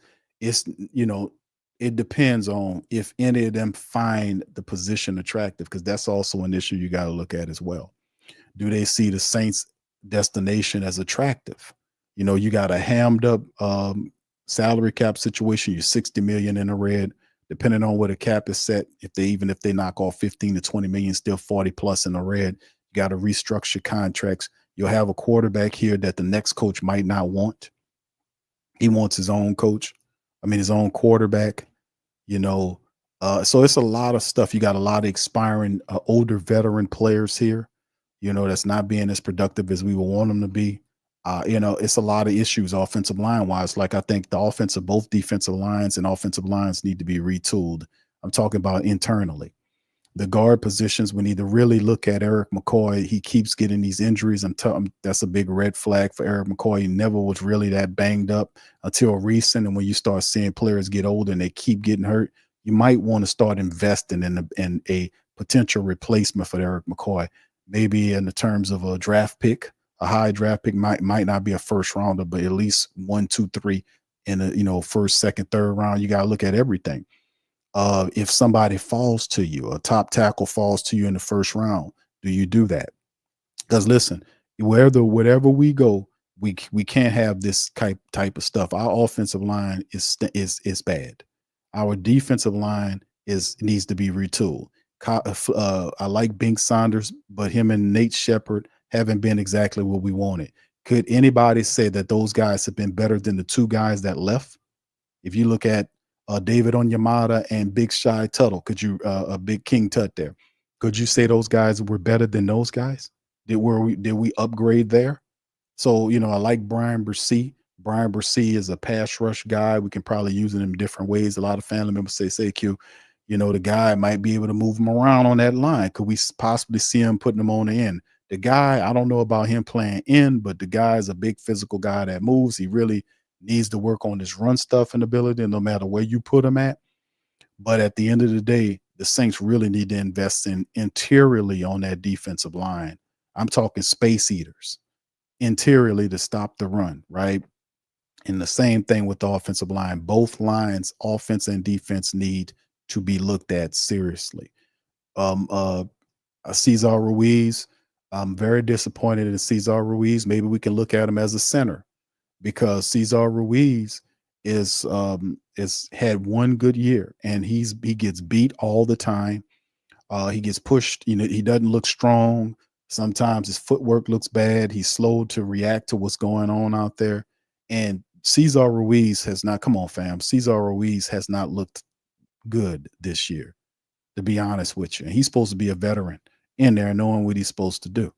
And he just doesn't look good. He looks weak at times. No disrespect, man. I'm just saying, your game, bro. Your game is junk, man. I'm just being honest, man. Go look at the tape. You only look at the tape and say, damn, man, I look bad up there. Let's just keep it all the way funky. You don't look that good. You really don't. But we need to look at all that. We need a left guard, because Lucas Patrick is a backup, and he should be a rotational guy, not a starter. So interiorly speaking, we really need to look at that, fixing that, and definitely on defenses. If we look at that, then wherever else you want to go, we can go, because it depends on where these quarterbacks fall. I know Cam Ward is high. They're now trying to put Cam Ward over Shador, and they're doing that because Shador Sanders, Deion came out and says that there's certain places that he's not going to go, so he might fall. The Giants could be a potential place for him. Big market teams is who Deion aiming them at. I think the Raiders and the Giants could be places where he ends up, because I knew he was going to get involved. He leaked that weeks ago, that he was going to have a say on where his children go, where his sons go. He would orchestrate that. But Cam Ward's another guy there. The kid from Texas, depending on how he plays in the playoffs, could elevate shoot him up in the rankings, depending on how he looks in the college playoffs for Texas. Ewers. And then there are other quarterbacks too. We know Carson Beck got the injury, so we'll see what he looks like. But he's a decent option. But I don't know if these are first round guys. It all depends. Like with some of these guys, they consider them like second round grades and all this kind of stuff. If the kid from Oregon comes out, he's a phenomenal quarterback, but he's a small quarterback. So a lot of people look at him as, he's talented, but he's like 5'11", I want to say 5'11" or something like that. Talented little dude, but they have the Kyler Murrays, but how do they see him, this year? All that has to play a part. But like I said, it depends on where these guys want to go. Are we attractive enough for them? Because we got a lot of stuff that we have. We don't exactly have a clean slate here. We got a lot of stuff going on. Whoever accepts the job is going to have to work through all the funk and filth to get the team to win. So that's where we are in a nutshell, right? Which is not a bad thing. It's fine. Which is fine. We can get it right. We didn't get the Dennis Allen thing right. We can get a lot of stuff done right this off season. And that's the thing that's going to be way better than the fam. Listen, the Saints, and I'm going to say this and I'm going to go. The Saints off season, the 2024-25 off season, I'm just saying off season, is going to be way more spicy and lit than what we seeing during the regular season. It is. It's so much that's going to go on in this off season. It's going to shake your mind up some. So I welcome this, man. So we've been looking at this. We need to get this done, and we're finally here. Anyway, so with that being said, man, listen, I'm gonna cut out on that. Yeah, Dylan. Yeah, Derek. That's why I said Dylan. Gabriel from that's the thing. I seen him play. The guy could play, man. He's just a small quarterback.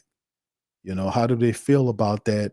And I know they got Kyler Murray, but I ain't gonna say that dude is a Kyler Murray. He can ball, but I ain't gonna say he know Kyler Murray. Kyler Murray came out, was phenomenal, and like I said, Gabriel's good. I just don't know where they're gonna grade him at. Like he's 5'11" or something. He's a short quarterback. A lot of these other guys are 6'2", 6'3" guys. That kind of thing. So I don't know. We'll see how it goes. Hemisphere says, Q, haven't heard from Mickey ever since the week after Miss B fired DA. I wonder why. No, he been having these little interviews. I did something 2 weeks ago where he doing taped radio interviews with Mike Hoss on WW Radio. It used to be Bobby Hebert. Used to do it live with Bobby Hebert would ask some questions, and Bobby Hebert was asking them questions from the support base, and Mickey Loomis must have got upset about it and didn't want it to. He ever since he asked them tough questions, wasn't really even tough question. Since he asked them the questions, he hadn't gone back over there. He just likes Mike Hoss because Mike Hoss makes excuses. Mike Hoss asks softball questions, and he don't really ask a lot of questions. He just say a bunch of bullshit, and Mickey Loomis jumps on the back of it. He even tells them, "Hey, you don't have to answer this question if you don't want to." What? What kind of question is it? But that's what happened when you got your own paid reporter. You can brown nose for him. He can give you softball stuff that won't challenge. But that's where he's been doing. But he hadn't done an interview since the week before last. But and I gotta give a credit to, I forgot the reporter name. They basically called him out, called him a coward from Channel 26. I forgot the brother name. I think I gave him a shout out when he did that. But he put him on Front Street. And it's good to see our reporters, man, doing this, man. This is they're literally mimicking the vibe and the energy of the support base. We got pleasantitudes and all this pleasantries and all this kind of stuff. But when you get to this gum smacking and sitting up here like better, and we know that the dude was trash, and you sitting up here comparing them to to Bill Belichick and all these other guys, and not a guy fired because of a 7-game losing streak, what you got to say for that? But he's not going to say anything truthful. He's just going to continue to carry on a narrative like he can't make any mistakes. You can say, well, listen, I made a mistake. Now, listen, I'm going to say it for him because you'll never hear this, and then I'm going to get the hell on about it here. I'm going to say this is what he should say. Now, hold on. Let me say it, Q. Hold on. New Orleans Saints supporters. I know you get pissy when I call you fans. So yeah, hold on. I'm not going to call you. I just feel, and I'm sorry. I apologize for hiring Dennis Allen. Yeah, I just felt, he was a good guy. I thought he was a great coach. And I apologize. Hold on now. I apologize for hiring Dennis Allen. Okay, I'm sorry. You'll never hear that from this guy right here. You'll never hear. I apologize. It was a bad hire. I was under a little pressure. My blood pressure was high. I just ate a bad batch of clam chowder. I drank some bad orange juice. The guy said it was gourmet orange juice. Turns out it was Minute Maid. Hold on now. I apologize. I wasn't in my right mind, and I was fooled. You'll never hear that. Won't ever hear that. Matter of fact, you won't even get an apology. You won't get any of that. Despite the fact that this was obviously bad and it wasted a lot of time off of players like DeMario and Cam and all these other guys that they were here for, completely wasted away the time frame. But you don't deserve no, I'm sorry. You won't get any of that. You won't get any of that. I promise you that. So that's the best you got, what I just did. So you can clip that, whatever. You won't ever get that again. You won't get that from these guys. Won't get it. They'll just move on like, well, it's all, I can tell you what he's going to do. He's going to come out because they ain't playing no chess, man. These people playing Yahtzee. They ain't playing no chess. They ain't playing nothing complicated. Yeah, they playing Pokemon cards. They ain't playing no chess. I can tell you what they're going to do. They're going to come out and try to spill in on injuries. This Rizzi said it several times in the press conference. You're going to hear the players allude to it. They're going to spin it on injuries like they do it every year. Well, if our team wasn't injured, we would have won the playoffs. We would have gotten there. They do it every year. It's injuries every damn year for the New Orleans Saints why they can't get anything done. It's every year. That's that. They're not playing chess. That's they card. You can't allow them to play it anymore. Every team in the NFL deals with injuries. Every team in the NFL has to go by the same practice rules. Every team in the NFL has to maneuver around injuries every year. It doesn't change. If you have coaches that need full staffs or healthy players to win, then you got the wrong staff. Let me say that again. Let me say this again. If you have a coaching staff that can only win with its starters, then you got the wrong coaching staff. Did you get that? Did you catch that? If you have a coaching staff that can only win when you have all of their starters, you have the wrong coaching staff because you're not going to have all of your starters.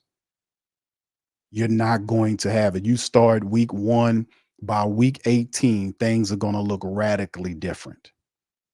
So I don't want no coaches who can't coach unless they have all of their starters healthy. Did we get that? That's facts. That is 100% facts. I can't get no truer than that. And I'm going to leave y'all on that. Listen, I appreciate all y'all for being in paper airplanes. I'm going to leave y'all on that, man. I appreciate y'all for letting me talk to y'all today, man. It's an honor and a privilege to represent the Who Dat Nation, the great Saint think tank. I salute you guys. I thank you guys for the support, my Patreon champions, my YouTube membership family. Much love to you guys. Please do me a service. Hit the like button, hit the subscribe button. By all means, feel free to share the show on social media feed. Also, give a shout out to our platform sponsors, Mint Mobile, Teach Henley, Bet Online. Check out their links in the description section below.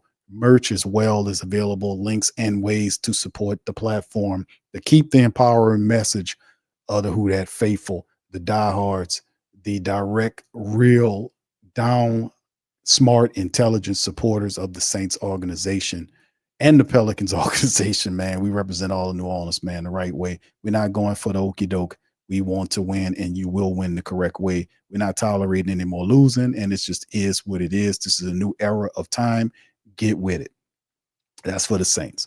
All right, so with that being said, I'm going to get out on that, man. I'm going to be back on Patreon. We're going to do film study tomorrow, family, on our Patreon. We'll cover all the latest stuff, news and notes and items of the black and gold. And that being said, I'm going to get out on that. Much love, peace, and who that to you. Yeah. Huh? Boogie like Benson, I'm a who that. I'm a who that. Long as I'm living, I'm a who that. Lose or winning, I'm a who that. Sports Coma, yeah, this is where we do that. Where we do that, where we do that, where we do that, where we do that, where we do that, huh? Boogie like Benson, I'm a who that. I'm a who that. Sports Coma, this is where we do that. Where we do that. Welcome, welcome, welcome. Somebody please better help. Running this thing like elf. I thank God every day I'm not a felt. Go to YouTube live with Big Q and the guys. If you ain't ride or die, the bandwagon get flipped. Been marching in, that was way for the ring. I was yelling out your shame for the championship. Bucking on town, duck down. Falcons, pluck, get shut down. Panthers ain't much touchdown. The vision really belong to us now. So much hate on the Saints, you could probably tell. Ever since Bounty Gate hit the NFL, when things seem fishy and you probably smell the crooked referees on Roger Goodell. Yeah, bugging like this and I'm a who that. Every day I'm living, I'm a who that. Lose or winning, I'm a who that. It's the Sports Coma, this is where we do that. Where we do that, where we do that, where we do that, where we do that, where we do that. Boogie like this and I'm a who that. It's the Sports Coma, this is where we do that. You're listening to the Sports Coma with Big Q and the guys on the PRO Media Network.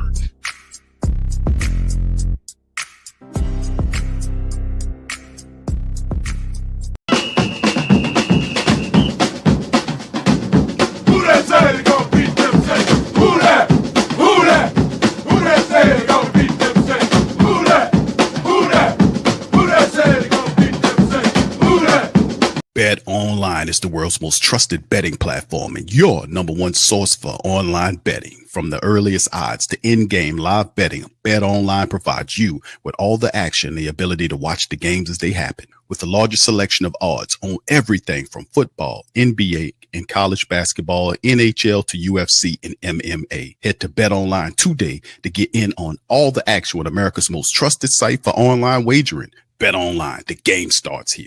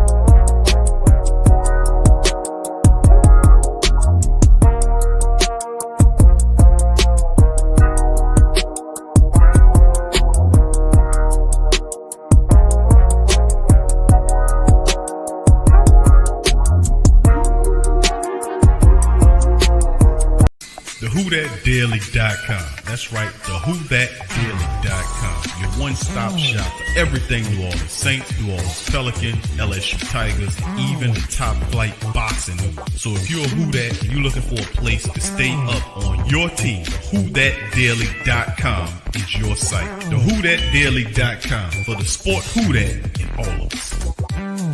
That's right, The Pro Shop is the platform's store where you can go and buy all the latest merch to support the platform. Available at the Pro Shops, we have dozens of hundreds of products available for you and your family. Unisex tees for men and women, hoodies and sweatshirts, tank tops, kids and baby items, long sleeve tees, mugs, pillows, wall art, bath bedding, face masks, phone cases, stickers, bags, fanny packs, socks, hats, and many other items. Please feel free to check out the Pro Shops. The link is in the description section below. And remember, it helps the platform continue to grow. Check out the Pro Shop and who that too.